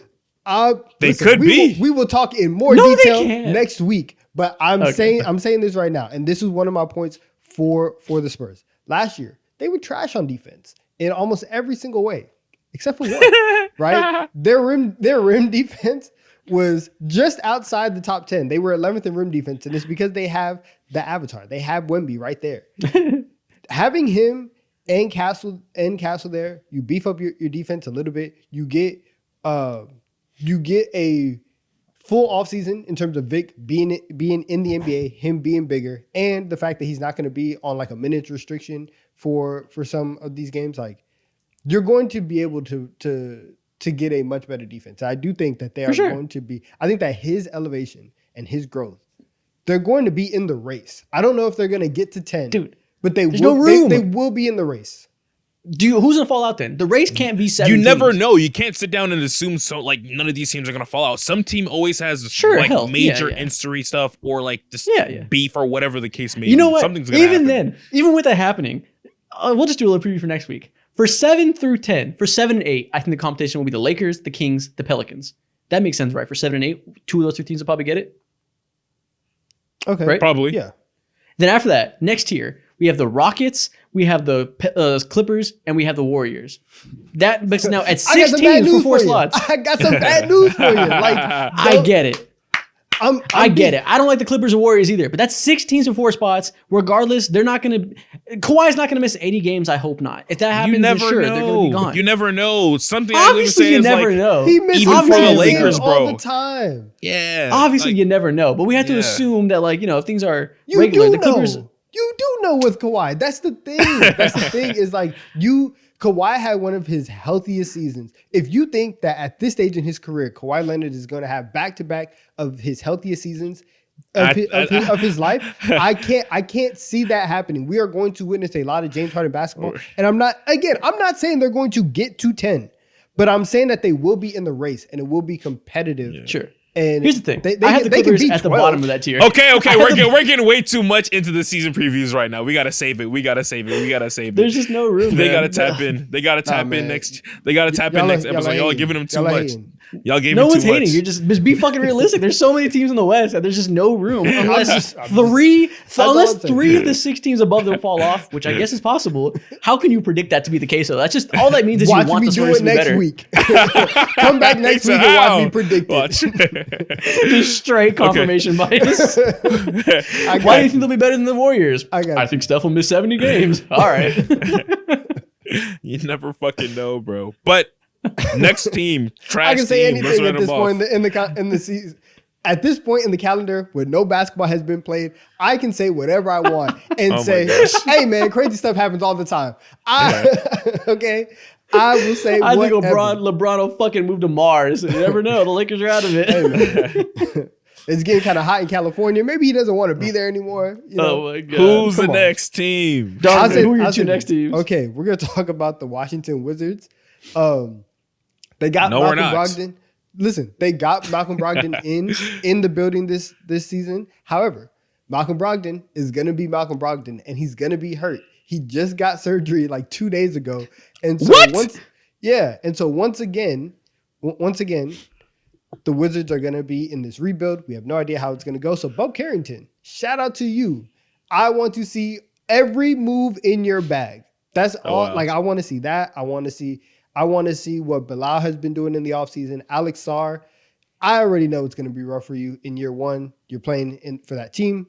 It's going to be tough. So, like, things aren't starting off great, but hey, the Wizards in prime contention for Cooper Flag already. Be excited. One thing you know about the Wizards, they are the worst team in the Eastern Conference. They are Trailblazers East. 100%. And it's going to be easy unless the Nets sell off all their competent players. 100%. And then my next team that we're going to go really quick on, we're going to go to the Detroit Pistons. And the second worst team in the conference. Listen, y'all gave me some stinkers. This is the bottom feeder section of the pod. I love it. The one thing that you need to know as a Pistons fan, It's not really no, but it's one thing to rejoice about. Be happy that Monty Williams is not on the sideline because already this preseason, listen, Jaden Ivey, he looks pretty good. Cade Cunningham, I've seen some clips. I have seen very little people next to him while he's trying to do a move. That's good. He had a horrible game the other day, by the way. He was atrocious. Yeah. But guess what? There weren't 5 people surrounding him. He wasn't getting jumped as he tried to make a crossover. He was atrocious on his own merit, not because of spacing. Exactly. Yeah. Exactly. That's all you can ask for. Give him a chance to be ass on his own. That's a step in the right direction if you're a Pistons fan. And so now you have Jaden Ivey, who's looking a little bit better, and maybe a situation where you can actually legitimately evaluate Cade Cunningham going forward and saying okay, these are the building blocks. This is not like the worst spacing that you've ever seen in your life, and you can make some moves. So on an individual development level, this should be one of the best years Pistons fans have had in a while, because it seems like JB Bickerstaff has come in and made whatever they're doing competent. Again, they still suck, but competent development. That's all you can ask for a rebuilding team. It's good trash, bro. Yeah, exactly. It'll be a good trash team. It'll be the year where you can finally learn something about this young core and figure out who stays and who goes. Yeah. Yeah, definition of a fun team. We'll learn about these young players. We'll know who to ship off, who's going to be the building blocks. It'll finally be a non-wasted year, at least in some way. Yeah, and I think fans will actually sit down and have some enjoyment. Like when I sit down and think about like trash teams in the NBA, I sit down and think about like food, for example. It's so disappointing sometimes when you go out to eat at a restaurant and you order something, you're like, this place is so underwhelming, trash. But if you're going to McDonald's or going to Burger King or whatever it might be, it's trash food, but it's good trash. You're having fun. It's just like, it's experimental a little bit because you don't eat there often. It's trash. It's tearing up your insides, but it's good. You enjoy it for the moment. Oh, okay, Bill Simmons. I was like, okay. I like how you brought that back around. Yeah, okay. Good job. It's good trash. It's a Big Mac. You've been working on it. It's trash, but you like it. You have a good time despite the downsides. Exactly. Look at you. Let's go to another young team. More trash? The Houston Rockets. Oh, not trash. They're not trash. Yeah, a team that's expected to make a leap. 12 seed. We'll talk about next year what that leap looks like and how much we believe in it, because they're going to be a very common team to be predicted to be like this year's Thunder. Everybody's going to want a new Thunder for quite a while now. And I get it. The Rockets are primed to be in that position. They will only be good if their most important players prioritized and given the chance. You know who that is? It's Reed motherfucking Shepard. I'm banging the drum. I've been banging all offseason. Reed Shepard is the most important player on this roster. That's one thing you need to know. I've watched their preseason games. I watched the one yesterday. This one we're watching right now, them versus the Thunder. I watched them the whole game because I knew they're on my list and I wanted to learn a thing or two about how they're deploying these players. The second that Reed Shepard touches the court, everything begins to click and make so much more sense. He is so clearly their most talented guard on this team. When this team becomes good, if it's this year or if it's next year or whatever it may be, it's going to be because their offense is Sengun and Reed Shepard being the creators of the ball in their hands, and they're surrounded by length and defensive versatility around them. That's what we have to get to. We got to give the white boys the keys. That's the answer to this season, because Reed Shepard is going to be so good. He is the one. He is the one who will decide their ceiling. Are you ready to give up on Jalen Green? Sounds like you are. When have I ever been on Jalen Green? Jalen Green is Jalen Green. I hope that he can be good because this team could use that skill set next to Reed Shepard very well. It'd be great if that's their backcourt of the future. I've never been one that's hopeful about that outcome. Look at Lou Dort hitting reverse layups. Good for him. Good for him. Wait, man, Reed's touch from the mid range is so good. We know he was one of the best 3-point. He was like the best 3-point shooter in the nation in college, so that should translate. He's a very good passer. He's small defensively, so that will be a weakness. Yeah, he has this whole cop look going on with like the haircut and the mustache. Houston changed him. What you expect? What you mean? Houston changed him, bro. What you mean? Yeah, he looks like Travis Kelce. But, he's going to be the best playmaker. Him and Sengun are going to be the best playmaking talents on the team. Well, we'll see what Amen Thompson could be like with his 3-point shooting, if that could ever come around and let him be a passer. But, those will be the lead playmakers, and you surround them with length, and that's going to be their winning formula by the end of the season. Okay. I love it. He's the heir apparent to Fred VanVleet. That's going to be the guy who gets his job by the end of the year. Wow. Well, shout out to Fred VanVleet and getting 40 M's a year for 2 years. Frederico. So basically, if you don't want to bet on Zach Edey to be Rookie of the Year, bet on Reed Shepard to be Rookie of the Year. Those are going to be the two guys. Zachary Ricochet has another word or two to say to you, but we'll say he can be first team, but he's not going to be Rookie of the Year. Says who? Me. Not you. All right, I got to give a second team. Yeah. The Dallas Mavericks. Okay. One thing you got to know about them is I think they're still going to have an elite defense despite starting Klay Thompson. I think I'm over being worried about that. And I think expect them to be just as good as they were in the back half of last season, which if that translates, that means the Mavs are going to be like maybe the second seed in the West. Yeah. And I think that's not crazy to expect at all. Why do you feel this way? Really, that's all. I don't have one thing to point out because they've been so analyzed, and we know that Kyrie and Luka are amazing. They're the best ball handling duo in the league, and we know that Derek Lively is incredible and has a high ceiling. We know what PJ Washington brings. We know that Najee Marshall is going to replace Derek Jones Jr. And that'll probably be fine. I guess that's the one thing is I think they are not going to really feel the impact of Derek Jones Jr. being gone. If they do, then that means Jason Kidd is not the defensive coach that we once thought he was. Because if he cannot replace Derek Jones Jr. with Najee Marshall and have them be fine, then they have bigger fish to fry. They had bigger fish to fry. They were never that great defensive, then it was a fluke. And I don't think it's the case. I think they have a legit defensive infrastructure. I think they have two bigs that can defend the rim well enough, and that PJ Washington, who's a very versatile, impactful defender at the 4, they're going to be completely fine and probably the 2 seed, I think. Probably the 2 seed. Okay. All right. Love to see it. So the one thing I got to say is don't worry about the Mavs. Klay Thompson will be fine. Yeah. And if he's not fine, if Klay Thompson's washed, it will be irrelevant because they can simply start Najee Marshall. Yeah, who's completely fine and competent on all levels, whether it be offense or defense. He's good. I like him a lot. Yeah, there's a reason why like the New Orleans Pelicans were a pretty good defensive team. Obviously, a lot of that credit goes to Herb Jones' way, but having Herb Jones, the Dyson Daniels of the world, and Najee Marshall just like continuously having those guys in the game throughout all times, you're gonna have some sauce, bro. I know Donovan feels differently. We're going to save that for next week in the predictions episode. So don't say a word, Donovan. We'll get to that next week about the Mavericks. Yeah. We'll get to that next week. We'll save that argument. But if you're listening right now, just know the one thing you need to know is I am not worried about them whatsoever. I cannot say the same for the whole pod. Stay tuned for next week to find out more. Mo, who's your next team? Okay, we're on the New Orleans Pelicans. Or I mentioned the New Orleans Pelicans anyways. Let me just get this out the way. One thing that you need to know about the New Orleans Pelicans, one thing you need to learn is that Brandon Ingram has bills to pay next year. It's contract year. Hopefully he moves different. That's it. The other thing you need to learn, the one thing you need to know about them is Shams reported this morning that he hears that they're trying to start Herb Jones at the 5. Oh, yeah. So one thing you need to know is they're fucking out of their minds. What are we talking about? Herb Jones is the best perimeter defender in the NBA. He's the only reason they were an elite defense last year because he could shackle the perimeter. He could fight over screens and nullify them like Drew Holiday. He could switch on the big wings and hold his own like Jaden McDaniels. Incredibly versatile wing defender. And they want him to be their full-time 5? Maybe that's not true. Happen. That just can't Maybe happen. It's not true. That's insane. And I guess the vision is you have him at the 5 and you can put DeJounte Murray, Trey Murphy, Ingram, Zion, Herb Jones, and switch 1 through 5. That's dope. That's an awesome lineup. For a bench lineup to give in spurts. For that to be your starting look and tax him to guard 5s from the start of the game, to post up with a Jonas Valanciunas, to post up with a whoever else in the league, God forbid, a Nikola Jokic, that's an insane way to utilize your talent.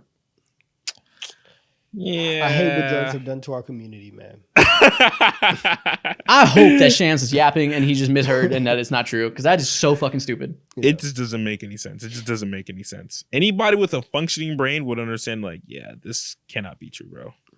Yeah, we can't roll with that.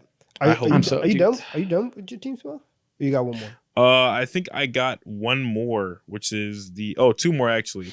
Damn. That's a lot of teams. I don't know. I got good amount of teams. I got good amount of teams too. I was cutting up. Yeah, you probably skipped some, Donovan. I almost forgot. The Miami Heat. Actually, not my turn. You go ahead, Donovan or Isaac. Donovan, you can go. All right. We're going to talk about the Milwaukee Bucks. I actually have 2 things for them.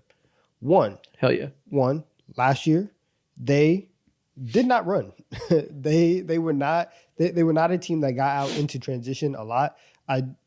I'm very curious to see if Doc Rivers changes that. I know that like even when they were when Doc was coaching Philly, that was a thing that like coming into every single year, he would always preach and we would always hear like, oh, the Sixers, they want to run, they want to be faster, they want to be, they want to get out into transition. I want to see if that's going to be able to happen because I do think that when you have Giannis running the break, that is fantastic. If you have Giannis running the break and he can kick out to Dame, that might be a way to get their synergy together, right? And so I think that for an old team also, we'll see what happens, but that is one thing that you need to know and that you, I guess, need to, be watching out for. The second thing, Chris Middleton got posted on their social media today, and that is kind of a good sign. For a guy who has had two ankle surgeries over the summer. You just want to see him, and he was smiling and he looked happy. So, Lord Lumpy's in good spirits. Vibes. We need it. Hey man, if Chris Middleton's happy, good I'm vibes happy. out of Milwaukee right now, and at this point in the offseason, that's all you can ask for. So those are my two things from Milwaukee, and then next team, Golden State Warriors. Isaac talked about this all year last year. And one of the main reasons why he did not believe in the Warriors is because they were last in rim volume. They did not get to the rim. They put no pressure offensively on the basket. They went out this offseason. They got Buddy Hield. They got Anthony Melton. And they still really don't have guys who can put pressure on the rim. And they are really, really doubling down on that. And their offense is going to be very, very boom or bust because obviously Buddy Hield is a shooter. You have Steph. There. Yes, you're gonna have cutters. You're gonna be putting a lot on Kuminga's plate to just be a downhill demon and use his athleticism and stuff like that. But if that three ball is not falling, it can get ugly, and we are going to see the Warriors offense look probably as stale as we've ever seen it in stretches. Yeah, it's gonna be exactly the same as last year. It's gonna be ass. The only way they could create consistent rim volume is empowering Jonathan Kuminga. That's what we talked about 2 weeks ago on the Biggest Questions episode. I said, is he going to be a star? Because they need him to be. And the one thing you got to know is they did nothing to empower him to be that. They do not have a stretch five. They have to play Draymond Green at center for Kuminga to start because Kuminga has to be a 4 because he can't play the 3 defensively. Draymond Green at center is cool, but it gives you very little punch. And to get a nice size defensively where Draymond can play the 4 and be his natural position where he can be the best defender in the league, you need a stretch 5. And they don't have that. So either they go small and nullify Draymond's impact to a certain extent, but allow Kuminga to cook offensively, or they go big and make Kuminga irrelevant, but Draymond can defend well, and they have no spacing and no rim attack. They are stuck between two terrible options unless they make a move to get a Kelly Olynyk or get a whoever the hell is out there as a stretch 5. At this point, they have zero ceiling of being an elite offense, I think. Basketball hell. That's what I like to call it. It's truly terrible. If I'm a Steph Curry fan, I'm not going to have a fun time at all this season. That's me. What's your next team, Isaac? Which one do I want to go with next? I'll do first team is the Boston Celtics. What you need to know about them is they will be in the NBA Finals again. That's really all there is to say. They are far and away the best team in the East. I love what the Knicks have done. I like what the Sixers have done. I do have faith in the Bucks bouncing back. None of it fucking matters if the Celtics are healthy. They're going to walk to the finals just like they did last year. All these teams are fighting for second place unless the Celtics get injured, which is always possible. In that case, we'll see something crazy happen. But assuming good health, expect the Celtics to be equally as dominant as they were last year. And I wish I had something better to say for you. I looked for a while to find something unique to say about them. That's like a deep dive into something. And I just couldn't think of a goddamn thing because they're just so good and we all know everything about them. And it's going to be the same. All right. You got it. Celtics, they're bound for the finals. Yeah, it's really like not interesting. Like they're just the best team in the conference and it's not remotely close. Another not interesting team are the Toronto Raptors. They have very little storylines, very little things to dive deep into and when it comes to where they are as a team. Scotty Barnes still developing, Emmanuel quickly trying to see if he can be a long-term partner. Same for RJ Barrett. I guess so far, one thing you need to learn is that a true swing factor for this team, they're not going to make any noise no matter what. They're not going to be playing bound, playoff bound at all. But if Grady Dick can show signs of furthering his steps in development and looking like an actual dude who can pair alongside Scotty Barnes long-term, actually hit shots, I think during the last 15, 20 games of last season, he averaged a cool 15 points on damn near 40% from 3. That's a great guy, and that's another building block to the team that'll help make them play serious basketball next year. I think the Raptors are my least favorite team in the league right now. Besides the Nets or something. I just find them so uninteresting. Again, I said least favorite, not worst. They're not piss. But I just find them so uninteresting. And I think it's because they're running it back with no first round pick because they made that fucking god awful trade for Jakob Poeltl. and gave up their pick this year. Yeah, I agree. They're severely lacking like brute young talent who have like super interesting elements. Now they did go ahead and select the dude. I forget. He's a guard, and dreads. We do something Walker. Jacoby? Something Walker. Jacoby Walker. Yeah, Jacoby Walter. Oh yeah, Jacoby with like Walter. the 17th pick. Yeah. Yeah, exactly. He is Which super cool. interesting. Cool. But more so, if I'm them, I'm looking for the big of the future, and that's something that they need in order to jolt all of our interest back. If not, we ain't paying no. And if they had their pick, they could have picked Kello Ware. They could have picked Zach Edey because they would have had the 8th pick. They could have did something interesting. Yeah. But hey, exactly. Jakob Poeltl, shout out. He's gonna get traded. One thing you need to know is they will be trading Jakob Poeltl at some point this season. Might not get a first round pick. That I can promise you. They certainly will not. They will not get the 8th pick overall. I guarantee that. Donovan, what's your next team? Gonna put my hat to the forward because we mean business right now. Oh my I'm God. talking about Locked the New York in. Knicks.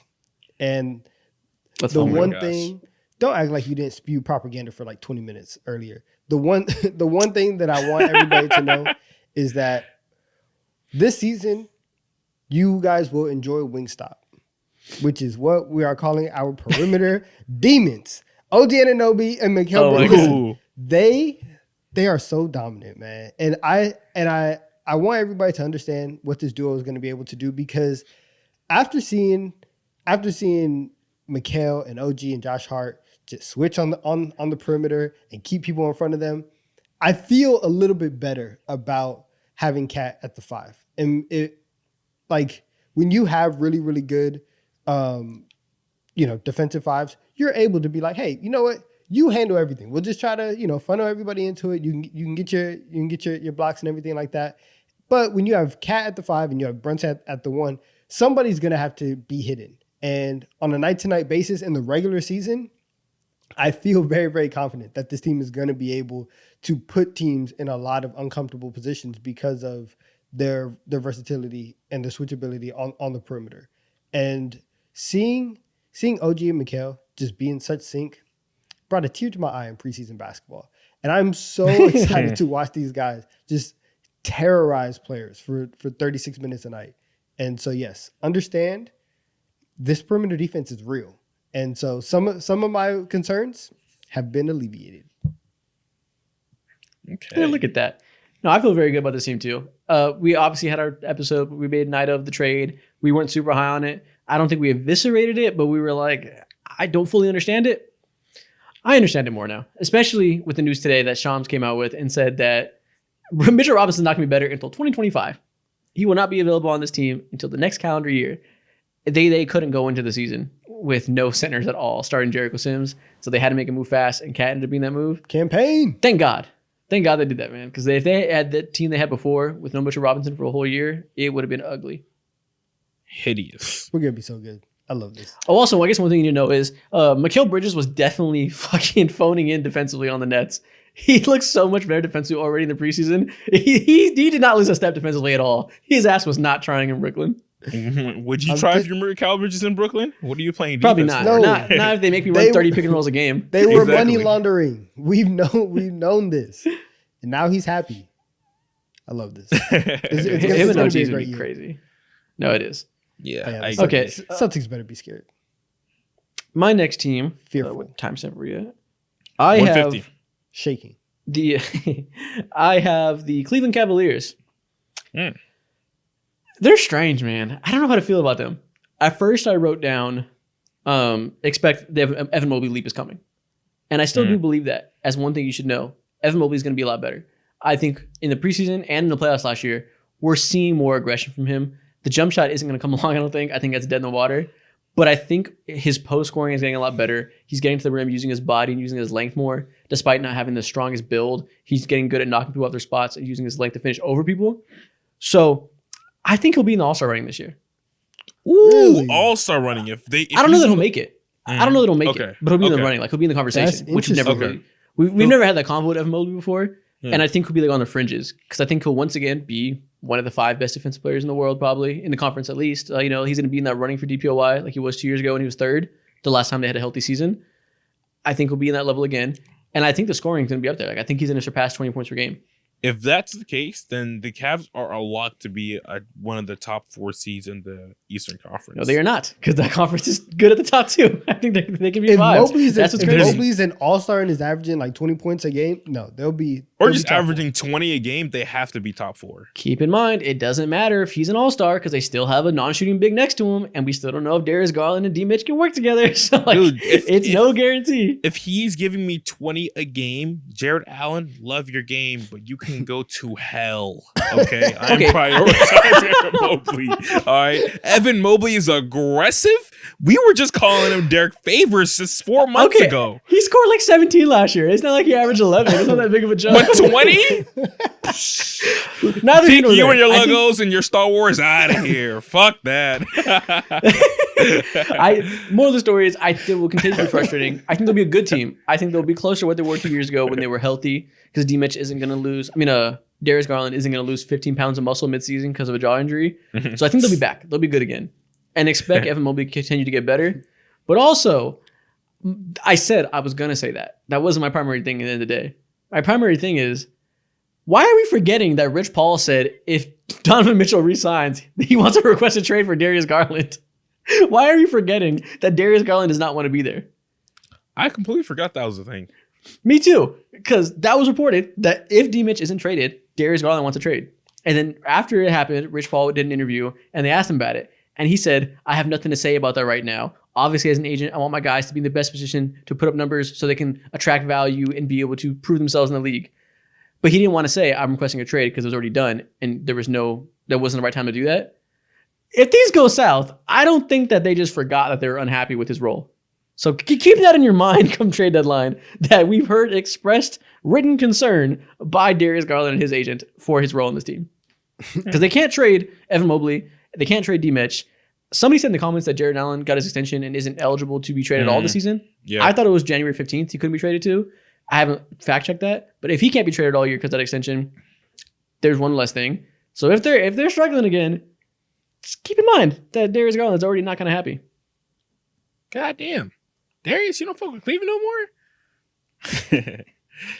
Okay. Hey, if he's not allowed to cook, he has to make his money. So, it'll be understandable. But if Evan Mobley's cooking, they're going to win games. So Darius can just be happy and win games. Like, he'll be fine. If they win games, for sure. If they don't win games, then I think no more D-Mitch trade convos. We're shifting Darius Garland on this trade deadline if it doesn't work.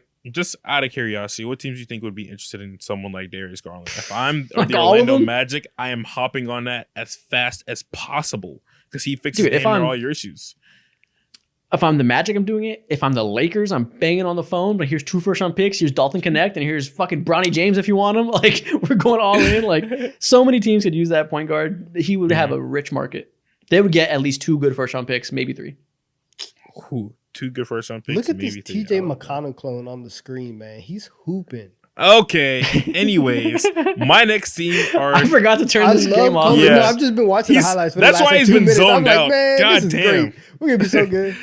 All right. My next team and my last team are the Miami Heat. I kind of alluded to the same thing last episode, I believe. Mm-hmm. I think I told y'all, like, no one is signed under contract after next season at all. So this is the last pretty much the last version, and this is the last version of the Miami Heat that we're going to be witnessing, led by Jimmy Butler, Tyler Hero, and Bam Adebayo. Nothing's going to happen to Bam. I'm not sure it's going to happen to Tyler Hero, but I am damn near 90% sure that Jimmy Butler is not going to remain on this team. Donovan let us know a couple months ago, whatever, that him and Pat Riley were having a little bit back and forth. Pat Riley more so saying, like, yeah, you can't play, like, something about you can't play games, you're not healthy. And to me, it seems like the Miami Heat have just simply missed out on their championship window. Had opportunities to make moves for Bradley Beal, guys like Zach LaVine or whatever, guys like Donovan Mitchell, and the last guy being Damian Lillard. Now, they still have all their picks, and if something last minute was to happen, an opportunity can be made and a push can be made. But I believe that they're probably getting ready to move on from this chapter of Jimmy Butler, get over this era, and find the next thing to make them somewhat respectable as a team. Unless Playoff Jimmy comes again, and we get another miraculous finals run. Oh my God. Let's dead this, please. It's over. It's not impossible. We've been here, done that twice now. Who's to say it won't happen a third time? That was like 3 years ago. You see what I'm saying? You see what I'm saying? At this point in the year, you can say whatever you want and be like, hey, like, you never know. It might happen. Hey, 2020, 2022, or 2023, 2025, there's a pattern here. They go up and down, up and down. They're due for an up year. That's all I'm saying. That man is 35 years old. And listen, shout out to Starting Five, because on the show, I am remembering, I'm like, yo, I actually do rock with Jimmy Butler a lot. Like he is cool. I'm still having a very hard time believing that at this point in his career, flipping the switch like that is a luxury that's available to him. I don't think that's going to happen. Me neither. Yeah. Is that the last team? Donovan, do you have any teams left? No, I'm good. You sure? Because last time we had 2 teams we didn't cover last time. They weren't my teams. No. I covered all my teams. It was most teams. Yeah, exactly. Are you done? I have the Sacramento Kings, actually, which you gave me last second. Okay. I don't have anything to say about the Kings. I was looking and I was like, I don't know what you should know. I guess I'll say what you should know about the Kings is I think they'll be very good in the regular season. I think they'll get back to what they were 2 years ago when they were the 3 seed. They won't be the 3 seed, but they'll look closer to that. Due to the conference strengthening, they won't be that high, but they're going to be like a top offense again, I think. And it'll translate to the regular season greatly. DeMar is going to make them better in the regular season. Mm-hmm. But I also, call me a hater, Kings fans hate me on Twitter. I don't care. I have zero faith in them in a playoff setting. So get ready for a very fun regular season that I personally do not believe will translate to anything in the playoffs at all. That's all you can ask for as a Kings fan. No. I think they would like more, but I cannot tell you I believe you will get more. I can't give you that right now. I can't give you a damn thing. I can give you, you'll be in the play-in race. You'll be in the play-in race, but you'll be in the top half, and you'll be looking real good to get one of those 7 or 8 seeds, which is a strong thing to be in the conference this year. That's not a slight. I'm sorry, I can't give you that. Oh my God! Wow. Listen, I didn't say they'll get it. They'll just be in that race. They'll play the 7 or 8 game. Tune in next week so I can elaborate on that point. But right now, looking kind of scary. I think you guys will be good. At least in my mind. I think they'll be good. I would say something that was very interesting for me entering the season until like news came out like a couple months ago, like 2 months ago or whatever. Devin Carter, the recent 2024 draft pick, which is very tantalizing to me, or at least he was, tore out his shoulder and he's going to be missing out. He's going to be missing very out. tantalizing to me. Yeah, he moved me for sure. But seeing that welcome to TikTok time. That he torn his labrum and his shoulder out. Yeah, there's pretty much nothing to be learned. Yeah, tough. Okay, TikTok time now. Woo!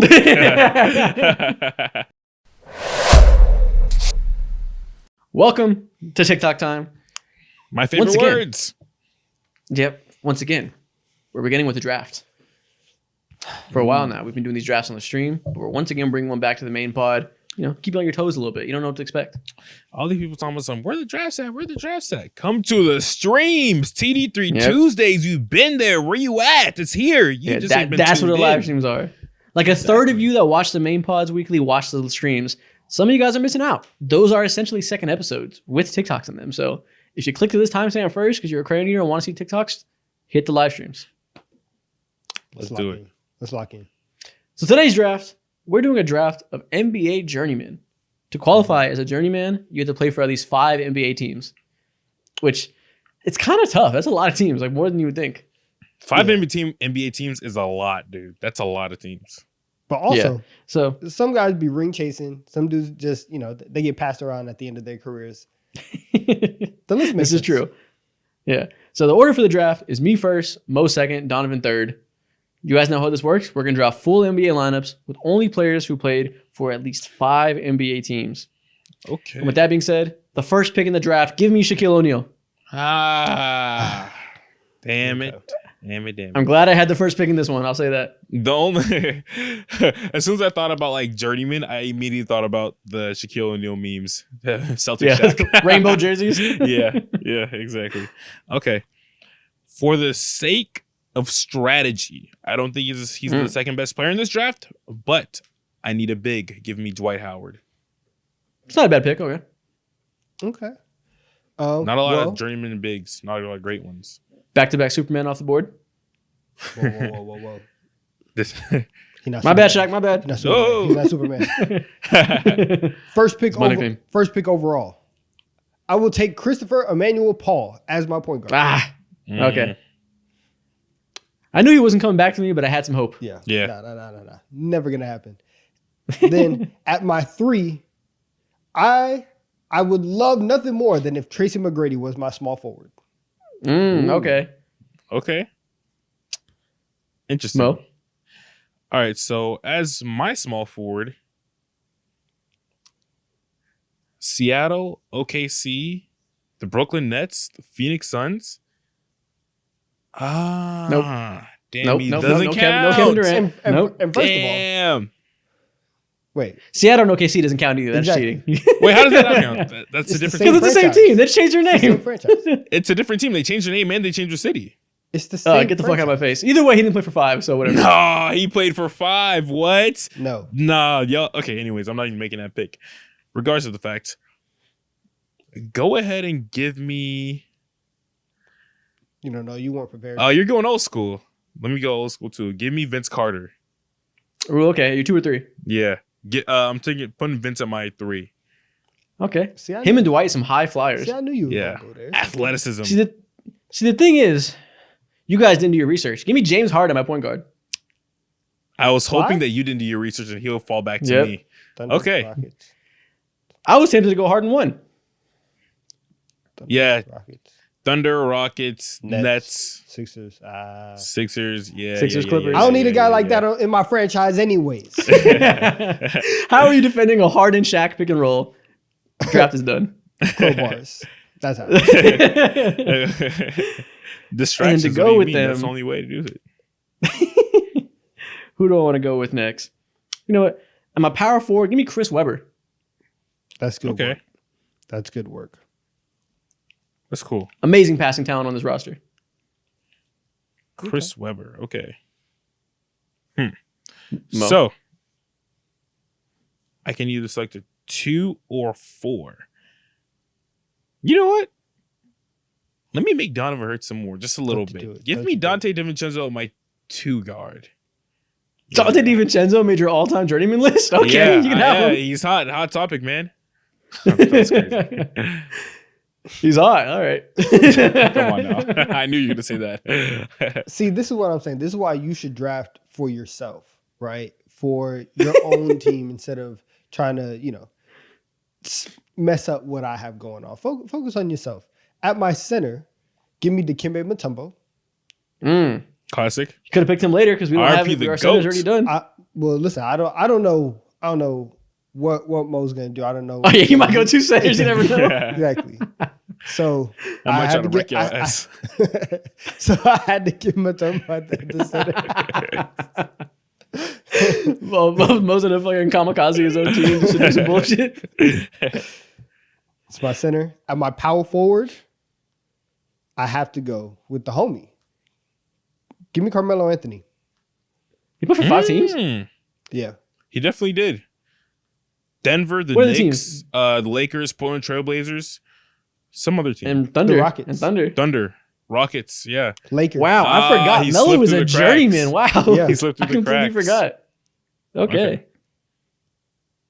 Listen, he didn't show up on my list of research. That's unfortunate, but okay. So yeah, Damn. Mo, who's your next pick? Those are my 2 picks. Okay. So, I like how my at team is showing up. All right. This is good. It's showing good. Okay. Damn. Hold on. A last minute player just popped into my head. I gotta see if he actually played for 5 teams. Gotta do some mental math. I'm thinking about the years. Nah, I don't think he made it. Tough. Damn, he didn't make it. Okay, whatever. Tough. Cool. Say a name. At my point guard, give me Mo Williams. That is an absolutely horrible pick for who you could have had. How was it a horrible pick? Don't tell him. There's a Don't lot tell of him. good point guards Don't tell left. him. It's too late. Anyways, Show me. I'm going to move Harden to my shooting guard. Give me Chauncey Billups my point guard. Ah! Okay, that was okay. Need that. You put Harden twice. That's okay. Oh no, there you go. That's Give me okay. Chauncey Billups. And to round it out, I need a perimeter defender. Give me Ron Artest. See, that's he great. was a journeyman. That's good stuff. What other That's teams good did stuff. he play for? He played for Chicago. He played for Philly. He played for the Lakers. He played for the Knicks. And he played for Houston. And he played for Sacramento. And he played for the Pacers. I do not remember Sacramento in the slightest. He played for 3 years, from 2006 to 2008, before he went to Houston and then the Lakers. I do not remember Sacramento in the slightest. The Pacers shipped him to Sacramento after he got himself suspended for a year. Okay, you know what? You got Ron Artest. I need someone who's with the shits and down for whatever. Go and beat Ron Artest's ass. Give me James Jones. James Johnson. James Jones. He picked James Jones. No. James Johnson. That is you announced it as James You don't even know who Jones. James Jones is. No. Yep. No, this is not my draft. If y'all doing that, this is not my draft. LeBron's not my lackey. draft. That's not my draft, bro. This is the second time you've done this same mistake. No, it's not. This is not my draft. That is not my draft. That is not my draft. I refuse to have my name on here. Indy, Phoenix, Portland, Miami, Cleveland. Yep, James Jones made 5. You got him. No. This is not my draft. That's bull. David, who's the last pick? My last pick at the 2 guard. I want some more defense. Give me Gary Payton. Okay, Gary Payton for 5 teams? Nice. Yep. That's nice. I thought about that last minute. Damn. Seattle, Milwaukee, the Lakers, Boston, and Miami. Oh. Yeah. I didn't realize that. Tough. I would have picked him over Billups, I think. That's why I thought you were gonna pick. No, I forgot Gary Payton. I didn't see him. Your team is small, but your team is full of hoopers. I had to let out a fake scream. That way you could think that you got your it. team is fucking strange. I don't think it would really work, but there's some talent there. Who? You got two bucket getters, 2 point guards, and a big. Who are the 2 bucket getters? T-Mac and Melo? Melo? T-Mac. Okay, I was Exactly. going to say, you got one more of that, but okay. A table setter, a defender, 2 bucket getters, Mutombo. We're locked. We're okay. We're good. It's gonna be nasty to watch. It's gonna be good. I have Chauncey Billups, James Harden, Ron Artest, Chris Webber, Shaq. Nice. I got Mo Williams, Dante DiVincenzo, Vince Carter. I don't know who that 4 is, and Dwight James Howard. Jones. It's not James Jones on my team. I refuse. You're throwing a fit when all we did was listen to the words you said. That is true. I put no words in your mouth. It's literally the words you said. From it. It couldn't be closer to it. It couldn't be closer to it. Far from it. And then It is the precise 2 words you said. Scanned. That's what it is. You scammed yourself. You've been taken seriously and read literally. All we did was trust you in the words you said. It's not what I said. That's true. Can we go with the 6 man? Because all I want Rasheed Wallace on my team as well. Bet. I want Isaiah Thomas. Give me 5'9" God off my bench. Let's go. You know what? Who's your 6 man, Mo? Give me Tattoo Man. Give me Chris Anderson.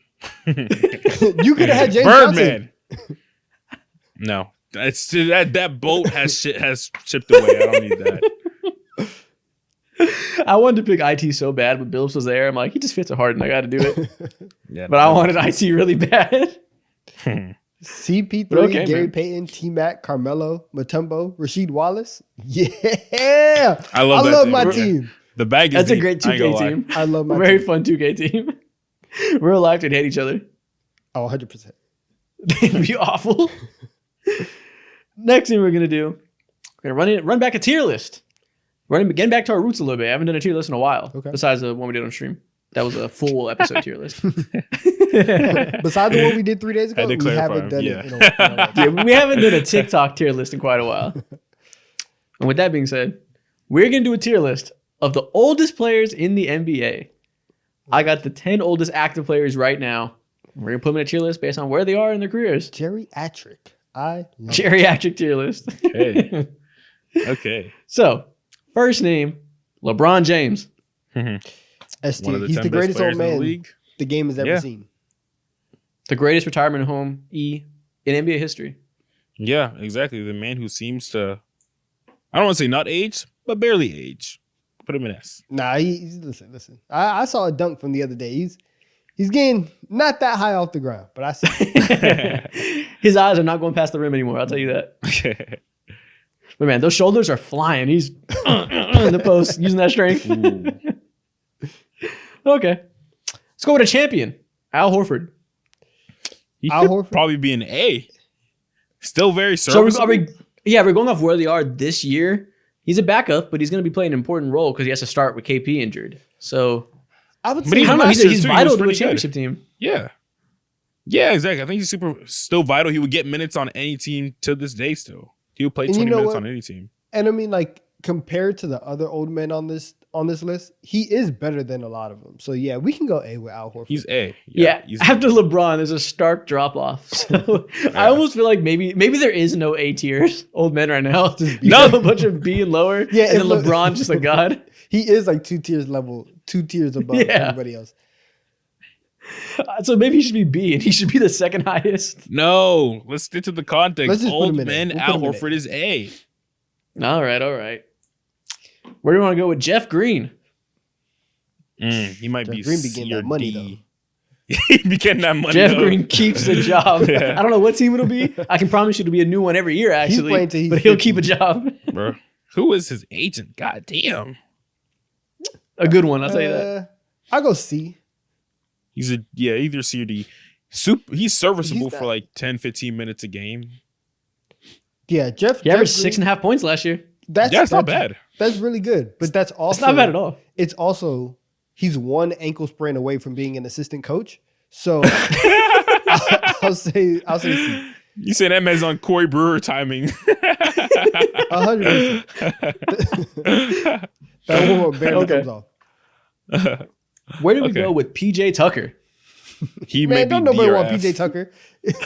Bro, he's 39 demanding trades. Put him in F. Last 3 years, PJ Tucker shows up he signs contracts to go play for NBA teams and shows up angry. The vibes have been awful around PJ Tucker for the last The only headline about him in the last 3 years is when he wants to be on a new team, and it happens every 9 months. He's constantly upset. Why are you so angry, PJ? The most difficult 39-year-old ever. Bro, he got nice shoes and makes over $1 million a year. I don't understand it. Put this man in Can we go C tier with him as well? No. Isaac, you said this last stream, but for the people on the podcast, this man averaged 1.7 points last year. The year before that, 3.75. And the year before that, 7. Put him in F. He played 31 games last year. Three of them with the Philadelphia 76ers. He's getting cardio. He's getting paid to do cardio. Put him in F tier. Yeah. Oof. Bit dramatic to my one-time favorite role player, but your other favorite role player also retired today. Shout out Danny Green. Shout out Danny Green. Okay. I know he's your favorite. Yeah. Taj Gibson. That was his guy. Isaac would fight people about Danny Green. People don't know ball, man. People don't know the value of transition defense. Danny Green was an all NBA level defender. Didn't get the recognition because people Talk don't about like the time he almost won Finals MVP. Talk about it. You remember those times? Talk about the time he won a championship with my favorite team, the only one I've ever seen in my lifetime, the Los Angeles Lakers in 2020. He loves that man. All right, where are we going with Taj Gibson? Oh, he can't be F because he's always getting a job. He's so reliable. He's Tibbs. That man is a locker room presence. His locker room presence alone makes him higher than F. He needs to be in like E for emergency. Like if you are, every team has a button when you need a big. Taj Gibson. If emergency. You suffer 2 or more injuries at your center position, Taj Gibson is coming into your facility for a 10-day. Is that cartoon, The Replacements? Replacement parents. Taj Gibson is the replacements. When I think about Taj Gibson these days, I just think about old man Taj Gibson back in the, I think it was a Hawks series or something like that, where or Trae Young snatched his ankles and tore him apart. That's of course. That's why he only signed the lens of Trae Young. That's why he only signed 10 days. He got crossed and he was like, "Yeah, I can only do this part time. I can't be a full time NBA player."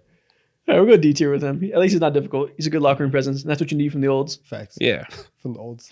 Speaking of the replacement button, where do we go with James Johnson? Again, super useful. He's like a hitman for hire. Yeah. We saw the Indiana Pacers have no guys back up, protect Tyrese Halliburton back when they got in a scuffle with the Milwaukee Bucks last year. The next day later, they re-signed James Johnson, who was unemployed for the mad long, just to simply beat ass. He plays an essential role in the NBA. If your team is lacking dog, you call his number. That gets him a D tier.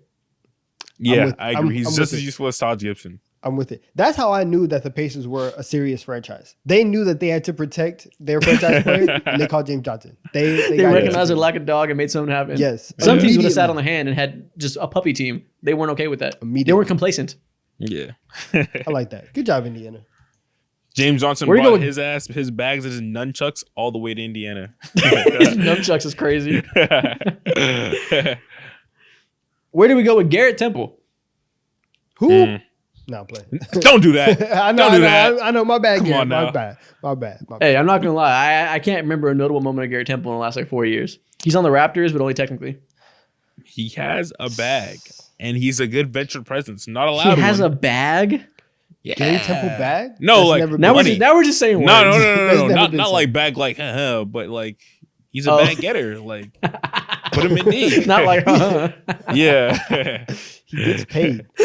Exactly. Okay. So he's a consummate professional. He's talked about a lot as being one of the most like veteran-ass veterans. Like he's very good for your young player locker room. Sounds like another D tier player to me. Exactly. Let's put him in D. You keep him around to teach the young guys how to tie their ties, how to file taxes. He plays a role. Okay. Properly invest money. Don't blow your first NBA paycheck. Garrett Temple Yeah, is the exactly. guy. Open a 401k, make a Roth IRA. He's essential for these young guys. Think about retirement. The average NBA player's career only lasts for 4 years. Get your life together. Everyone needs a Garrett Temple in their life. I need to get me a Garrett Temple. I need a mentor. Exactly. Come here. I got some game for you. I got some game. I think he was in the NBA PA too. He's just he buttoned was. up. He was. Outstanding member of the union. Good job. Yeah, man. Chris Paul. Another outstanding member of the union. No. Oh, he is. You're right. Listen, if LeBron's I thought he wasn't. I was like, oh no, you're actually right. I see Chris Paul, and I see the most B tier old man I've ever seen.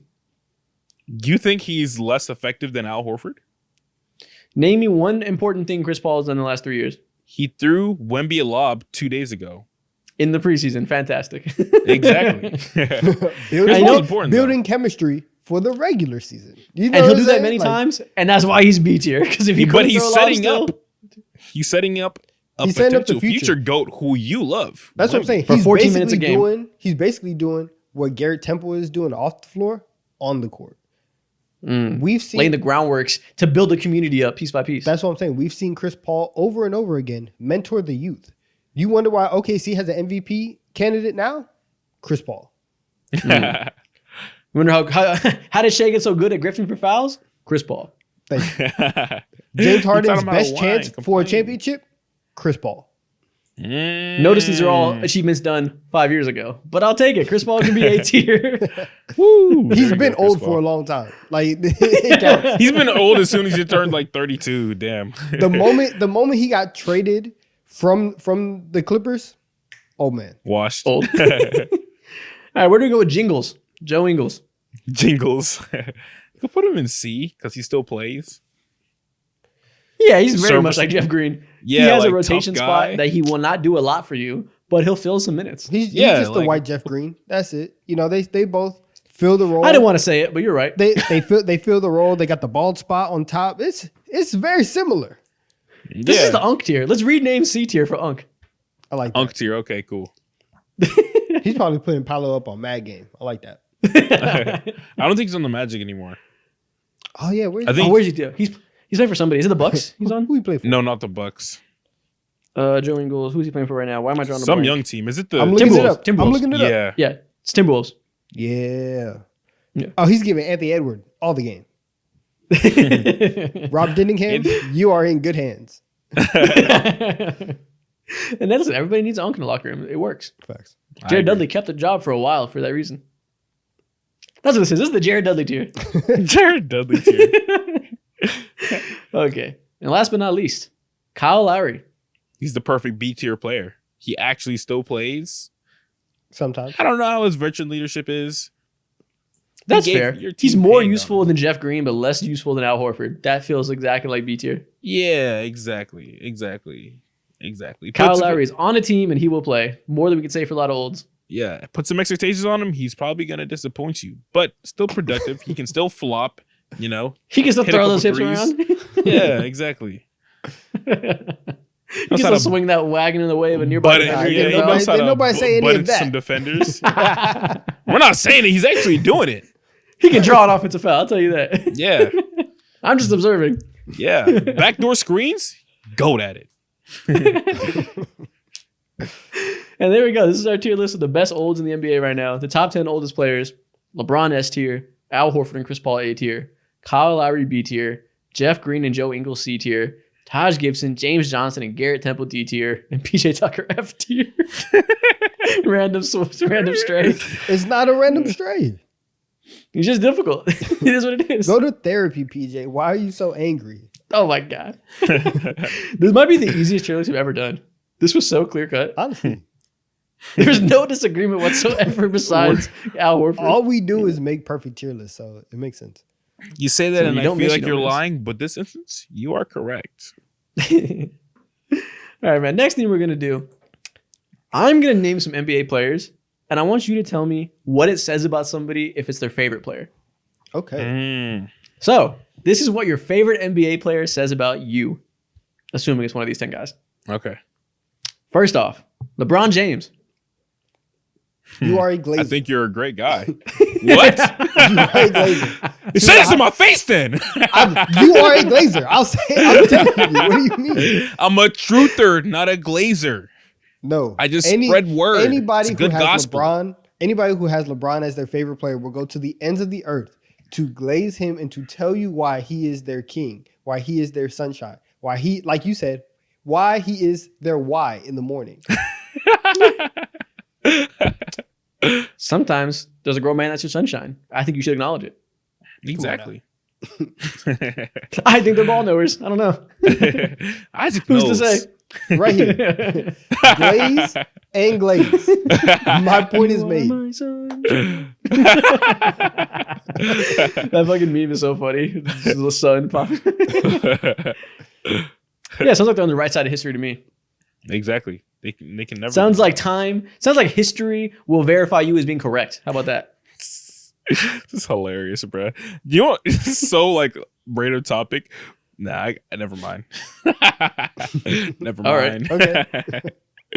Kevin Durant.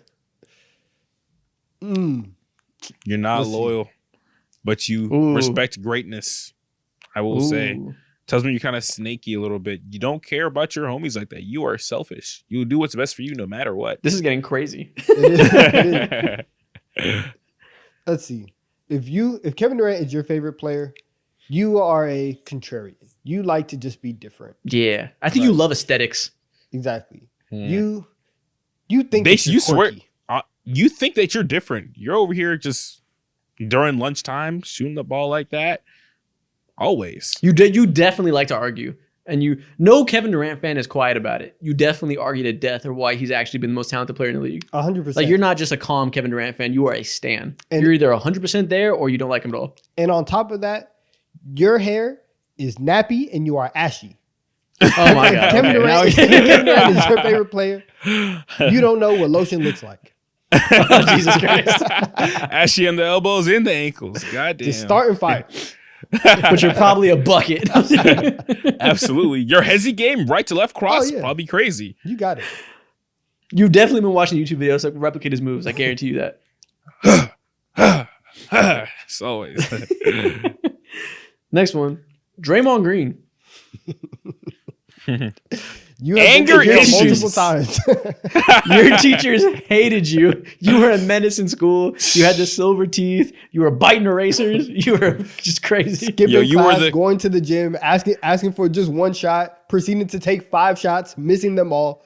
That is that is You've you. always wanted to be part of a food fight. I guarantee you. You've always been like, hey, should we start a food fight? And nobody's ever been down, and you've been upset about that. Just a loser. You are the king of in-school suspension. You've eaten lunch with your teacher many times. You've been put in timeout, in the silent corner, too many times, bro. Yo, calling somebody a loser is so funny. Your YouTube history, So disrespectful. straight young boy. Straight young boy. I would hate to be defined as like a loser. It's so like it's so finite being a loser. You can't You change wear those that. pants. about it. You wear those skinny pants with the lines on them going all the way down. Oh, the biker losers. That's the worst insult possible. All right, next one. Kyrie Irving. Oh, you walk around the house, the mall, anywhere that you are. Euro stepping. Really? You finish spinning on a any basketball. door frame that you see. You think that jelly is the meaning of basketball. And you hate analytics. Anytime somebody tweets about a number, you're like, get the shit out of my face, nerd. You can't stand it. You probably failed math. You don't have a firm grasp on algebra. Not gonna lie, they might as well always just walk around the house with tinfoil on their head. Not even in the house, outside, tinfoil on their head. Now we're going down a different path.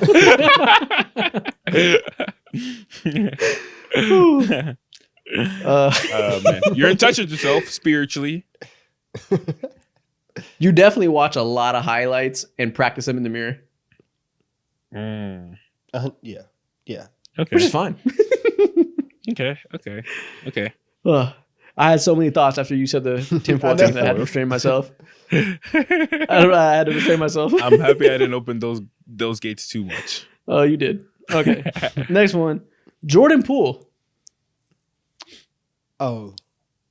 You bite your lips way too often. Entirely Bite too your often. lips. Yeah. You send a lot of IG DMs. You slide up on every single story you see. You can Not only yourself that- a baddie. You're a shot taker. Yeah, for sure.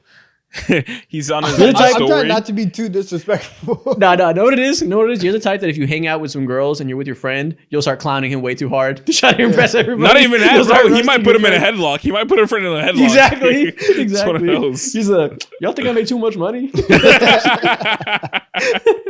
Y'all think I get too many bands?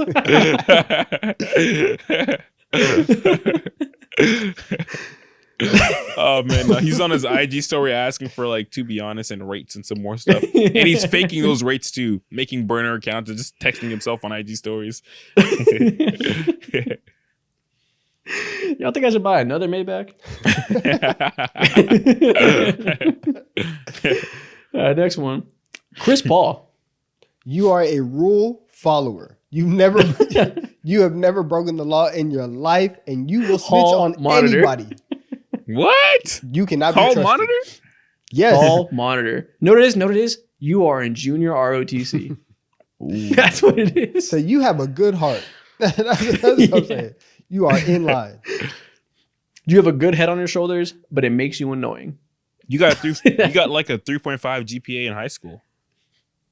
Pretty astute, if you ask me. You are a little bit above average. There you go. There you go. You're doing better than most. You ain't but not at 4.0. the highest level. Yeah, you ain't 4.0. You ain't one of the greatest, but you're pretty good. Perpetual line pusher. You'll do anything to win. All right, next one. Devin Booker. Let's see. I just think of that What clip does- from what does it that say one about documentary. He's like, pretty boy, Oh, yeah. soft, a bitch. I don't know who they were talking about, but that clip is hilarious. They were talking about Christian Leitner. Oh, Christian Leitner. Yeah. Who said that? Who was Yeah. like a bitch? Who said that? It was one of the. Was it Jawan Howard? I don't remember. It was something like that. It was the Fab Five doc, and it was one of them Yeah. that said it. But let's see, if Devin Booker is your favorite player, You're a fashion kid for sure. You definitely are Really? super high on all the brands. Yeah, you know what you're doing.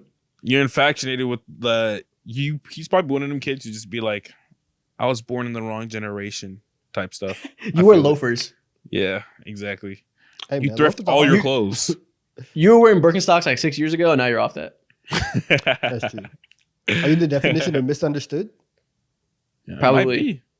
Yep. Might be. Just standing all weird in pictures. That's not a Bull fan. Oh, what else about Devin Booker? You're not somebody anybody would ever call tough. When the going gets tough, you don't exactly get going. Mm. There you go. Notice, I bet Devin Booker fans are mama's boys. That's God damn. I don't know why. I bet gotta you get are a that book. mama's boy. What did you see So for now him that you're to fried. tell you that information? I don't know. So you I love just your feel mom. Yeah, a lot. I can't tell you why. I just feel like you're just very, Very close to your mother's side. Doesn't got to be a bad thing, but it's a thing. No, it's just a statement. Yeah, just an observation. Exactly. Okay. I actually like Devin Booker a lot, which is funny. Next one.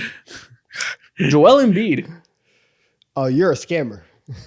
Scammer? Scammer? That I was feels gonna charged. Okay, I was gonna say tattletale, but you took it to a whole new level.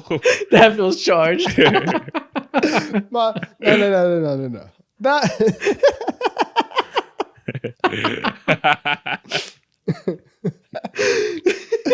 Scammers crazy. You look in Joel Embiid's eyes, you see credit card scams.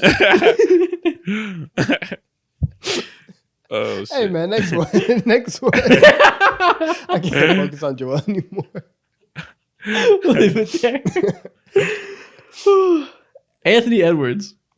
You are 16. And if you're not 16, mentally you're 16. Exactly. You are a kid in an adult's body. Sound like a real ad dude to me. You grew up and you don't know how to do laundry because your mother always did it for you. That is funny. Did you see in starting 5? He said, "I don't do my laundry ever." His uncle like packs everything for him. Packs for him, yeah. What? Really? That's hilarious. Yeah. Which is So it is hilarious. when you go to things. No, Anthony Edwards fans when they go to like Thanksgiving, they love like playing sports with little cousins and just like dominating them.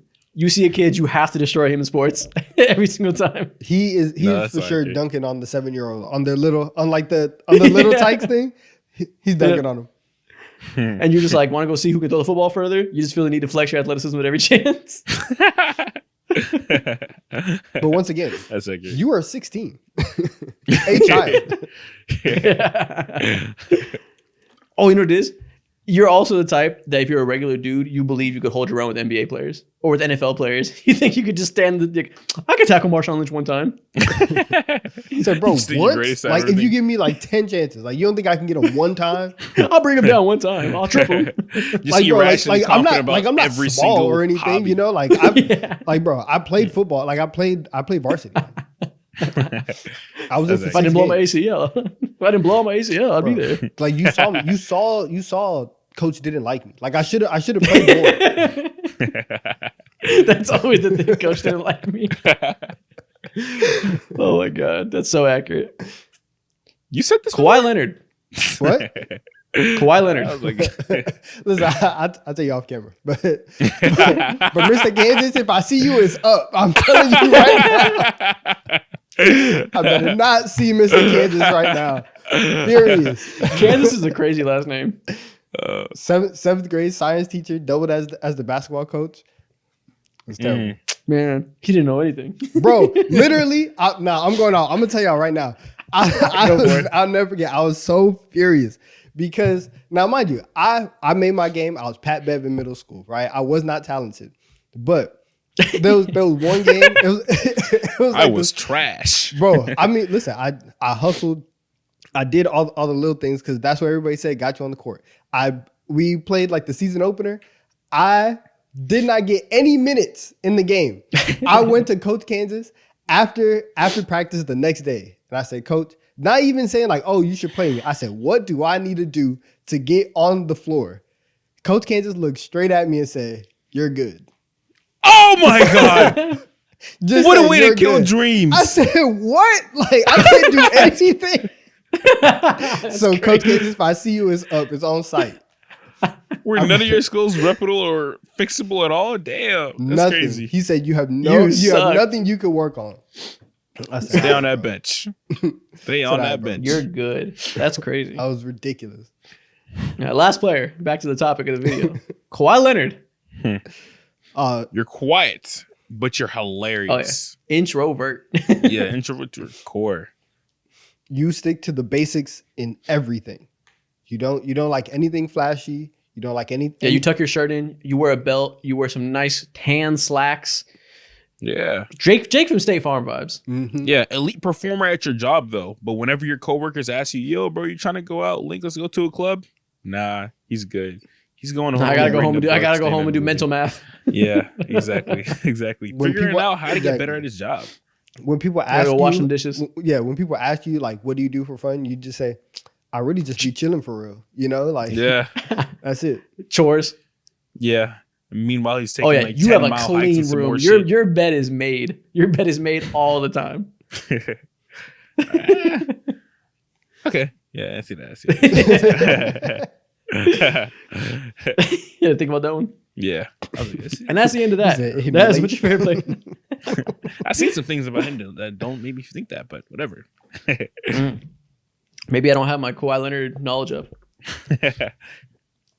Next thing we're going to do, I'm going to put you guys through some NBA trivia. Oh, man. I have a slideshow prepared where I have 5 levels of NBA trivia. You guys are on a team, and you guys have to see if you can get through all 5. So at least one of you has to get it right to continue to move to the next level. 5 levels. Okay. All right, let's go. I don't think it's super hard, but I don't know. You guys suck at trivia, so maybe you guys will disappoint me. Who suck at trivia? Not me. I mean, are the questions actually real? Or are they like fake trivia questions? Like, Oh, no, I'm not doing this like Mo where I get them all wrong like and we've then been pretend it was on fed purpose. before. We've been set up to fail. These are correct answers. This trivia is possible. I'll tell you that. Okay, put them up. So, level 1. Who was the 4th pick of the 2021 NBA draft? Mo, this is your bag. Okay, so who was the face of the 2021 NBA draft? This was Cade, Jalen Green, Evan Mobley, Franz Wagner. No, Jalen Suggs. No. It was Scotty. Thank God Donovan knows Scotty ball. Barnes. It is There Scotty we go. Barnes. Mo almost lost There on we level go. 1. Yeah, no, Mo, you're the right. draft is your thing. Yeah. I'm tripping. Donovan saved y'all. Please, lock Woo. Level 2. Who has the most DPOIs of all time? Okay, so Rudy has 4, Ben has 4, Dikembe has 4. Is there anybody with 5 that I'm forgetting? I feel like someone has. I think there's somebody with 5 that I'm forgetting, and I can't remember. I can't remember who. So I'm just gonna throw this out. Please save me, Bill Russell. Yes. Mo, do you have an answer? It's Bill Russell. Level 2, you guys failed. No. You had it right. It's a 3-way tie between Ben, Dikembe, and Rudy Gobert. I thought Bill Russell doesn't have. I thought See, I remembered. I can't even post this because y'all ruined the TikTok by losing on level 2. Damn. No. Let's keep going. Let's keep going. Yeah. You guys suck. Let's keep going. Damn. Just make this level 5. If you watch if you watch the episode, you'll know what happened. If you're on the TikTok, you won't know. It's fine. You guys are ass, but we're gonna keep going. Let's go. Level 3. Level 2. How many times has LeBron averaged 10 assists? 1. There we go. 1 time in 2020. Yep. We're so Well, good. nice little bounce back. We're so you still good. suck, but a little bounce back. We're so good. Level 4. What team drafted Kyle Lowry? The Memphis Grizzlies. Okay, look at that. You still suck, but you got level 4 right. Come on now. we messed up one time. We do this. And level 5. Can you finish off strong and redeem yourself? Who has more triple doubles, Hakeem Olajuwon or Chris Paul? See, this is just a fun fact. This isn't trivia. Yeah. But I'm gonna say Hakeem I would lean towards. I don't know. because I don't think CP3 is getting rebounds like that. He has before in his Clipper days. I think I remember watching that 10? game vividly when he got one. Yeah. I'm going Hakeem. I think Hakeem's more logical because CP always played with like bigs for real. Like You real. wanna bigs. keep it low? Okay, what do you think is harder? Do you think it's harder for CP3 to get rebounds or for Hakeem to get assists? It's harder for CP3 to get rebounds, but it could be tricky. But we could go Hakeem. Logically, I would go Hakeem, but I don't know why I want to say CP3. You guys went out sad once again. It is Chris Paul. I knew He it. has played for 20 years. He has 18 and Hakeem has 14. Oh, see, that's not Yeah. not So bad. Yeah, at least you got 3 right. 60%. Damn. That's a majority. That's good. It's also a failing letter grade. We don't care about grades. We're not in school. Wait, when you're in school, in some schools, I was made to wear this by some other friends in Georgia. 60 is a D. Is that correct? Is that accurate? Yeah, 60 is a D. Yeah. And that's passing to some schools? Yeah. In college, you can get credit sometimes, but our school, you got credit for this class, but a lot of your major requirements, you had to get a C at least. Sounds So it like counts we technically, passed. I guess Good you got job, team. horse credit. You didn't get shit. Pass fail. COVID there you rules. go. That's what got me through senior year. Was pass fail. Facts. Okay. Next thing we're gonna do. You know, a couple years ago now on the show, we've been doing this for a long time. This is season 3 of the show now. We're going at it. We've done who is the best player in this franchise's history. Mm-hmm. We've done that for every team. We've done who's the best offensive player for a lot of teams. So we're gonna mix it up. Who is the most unguardable player in this NBA team's history? Okay. So it's a little bit different. It's unguardable. So, you know, that has its own meaning for some players. Some players are better, but the term unguardable can be different. Means who can whoop your ass in one-on-one? Who's undefeated in one-on-one? There you go. So we'll start off with the easy one. The Los Angeles Lakers.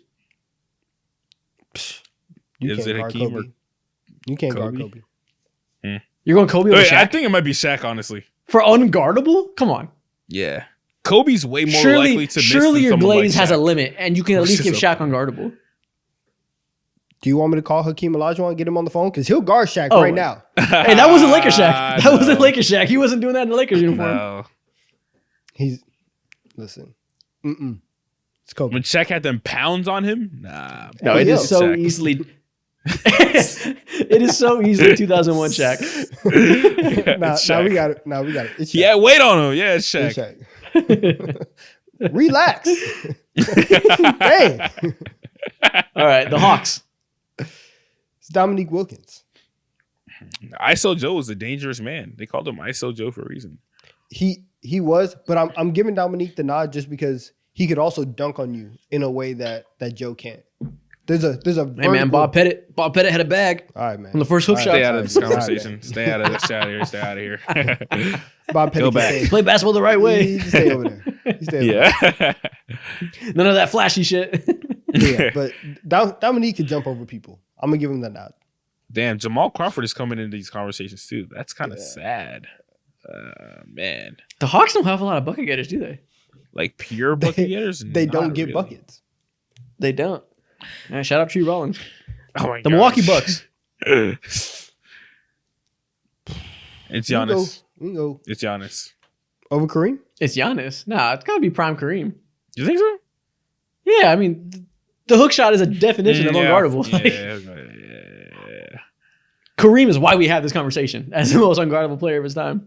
Yeah. Yeah, I think if you Yeah. have the unstoppable move, you get to be called unguardable. Yeah, and if you want to say Giannis is a better offensive player overall, maybe you have an argument. But for unguardable, you are not even close. Yeah, okay. Think just about, when it comes to simply putting the ball in the basket, yeah, go ahead. Yeah. Okay. The Sacramento Kings. See, Unguardable. They do not have a rich history of bucket getters. It is a bleak list. So DeAaron DeMar Fox. DeRozan might walk in and take that title year one. Yeah, DeAaron Fox is on the list easily. No one's calling De'Aaron Fox unguardable. No one's calling Sabonis unguardable. Fucking Vlade Divac? I don't know. Prime Boogie. I guess Prime Boogie. Yes. Yeah. We're going back to Oscar Robertson. Tiny Nate Archibald. Prime Boogie was a problem. Not People Nate. don't really Not understand Nate. what Prime Boogie was. I bet Nate Archibald was unguardable for his time. Let's go with Tiny. Tiny. No. Because he could dribble with his left hand. Unguardable? Yeah, exactly. That was insane for the time period. He said, "Oh my god." It's a wizard.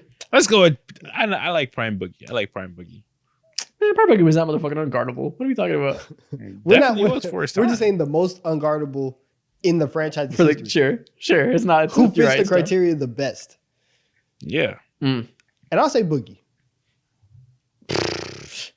Bleak history of the Kings. Okay. The Spurs. The San Tim Antonio Spurs. Tim Duncan's a hard one because he's obviously like their best player.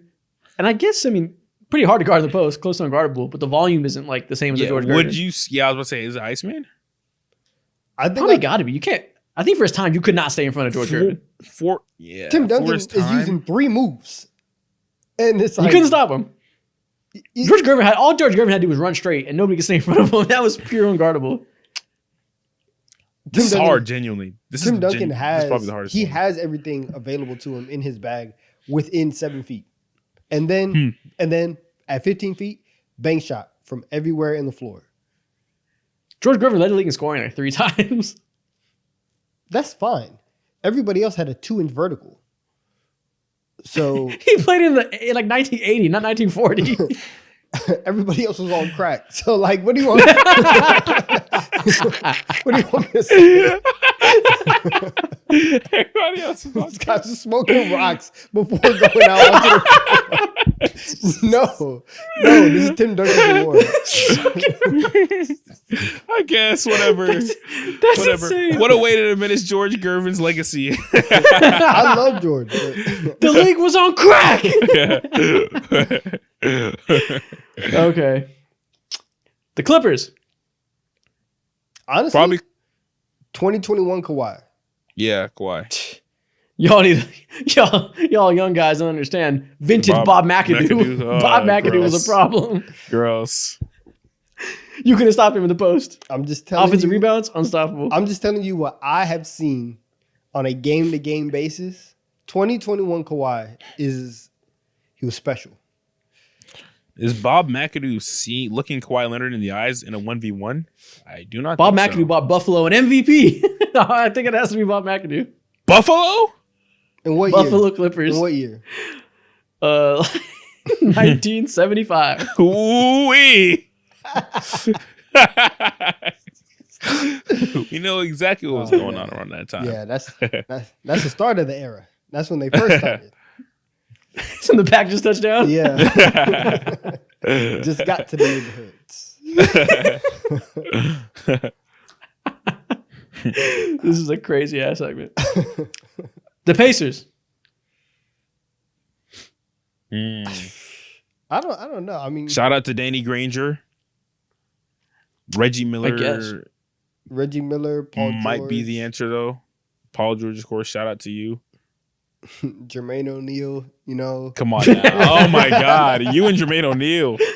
Jeez. I guess it's Paul George. I mean, Reggie Miller he's not like assertive like that as a volume scorer, so I don't know. That's kind of sad. But like Paul George being unguardable? Yeah, you can't call Paul George unguardable. I mean, I guess we can go Reggie because like nobody ran the way that Reggie did. yeah, Reggie got to his spots and was uninhibited. Maybe he didn't want to shoot as much as everybody else does, but when he wanted to shoot, he shot. You wouldn't stop him from getting his game off. Yeah, I like Reggie Miller. I'll go Reggie. Yeah.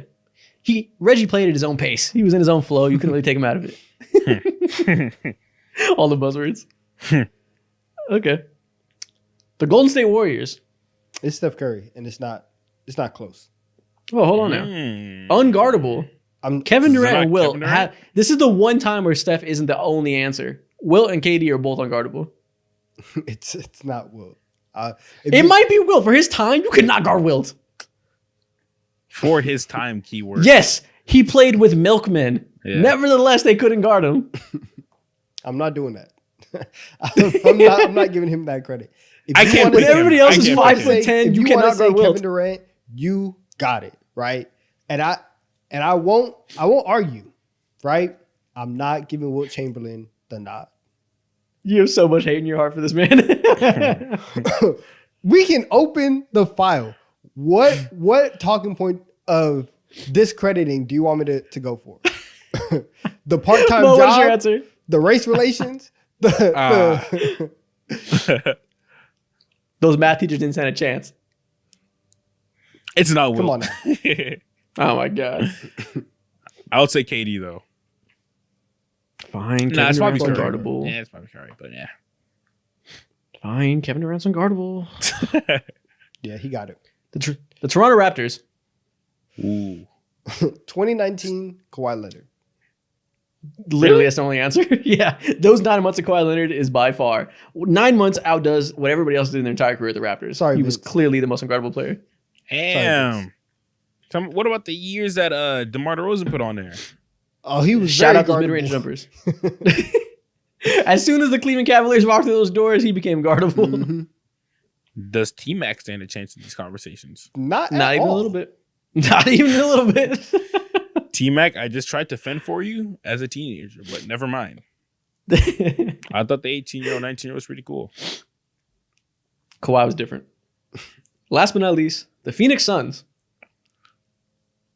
Is Charles Barkley there? We can't put Steve I mean, Nash there. Kevin Durant's there now. Oh, fuck, I forgot KD's there. Yeah. He moves around too much. God damn, he's everywhere. How many times you showed up in this conversation? I know. Yeah, every team Kevin Durant. Sit he's like still, 6 teams. Kevin. Dang. Is Devin Booker in the conversation? Who's more guardable, Devin Booker or Charles Barkley? I think Devin Booker's more guardable for sure. I mean, unguardable. It's Charles Barkley then. Okay, so if we're going to disqualify Kevin Durant for entering his name too many times in the contest, then we got to go Charles Barkley. Yes. I mean, Charles Barkley, the round mound to rebound, appears again. What about the Pelicans? Listen, when Zion's healthy, don't you dare. In the 13 games a year we get peak Zion, is he the most unguardable? No, 2019 Anthony Davis, special. 2018 Anthony Davis, when he was moving like a guard while dunking on your head, handles of a guard, real handles of a guard, still had his jump shot. Yeah, I love Zion, but he's not fucking with the amount of spinning middies I've seen 2019 AD hit was crazy. Yeah, 2019 AD was different. Yeah, I have no idea. He was a gazelle. They don't make him like that no more. These kids literally do not remember prime Anthony Davis. Yeah, no, prime AD was genuinely different. I love Zion, but no, can't compete. And you know what? That's the end of our show today. That's all we have for y'all. We're pushing 3 hours. It's a nice long episode. Mo, what should people comment if they're still here? Go ahead, think. I'm still missing the kill, man. I got the downs right now, bro. I can't think straight. All right, while he goes emo Jimmy mode, Donovan, what should people comment while they're still here? Nikhil. Wait, let me FaceTime Nikhil real quick. See if he'll answer. Okay. He's still be a part of it. He might not. Anyways, if you're still here, comment. He's at work. We hate you, Coach Kansas. We hate you, Coach Kansas. Comment, fuck Coach Kansas. No! I don't know who Coach She's Kansas just is. ready to be living her life, man. Damn. Hey, fuck him. She's living her life. She's living her life. Coach. And we'll see y'all next week.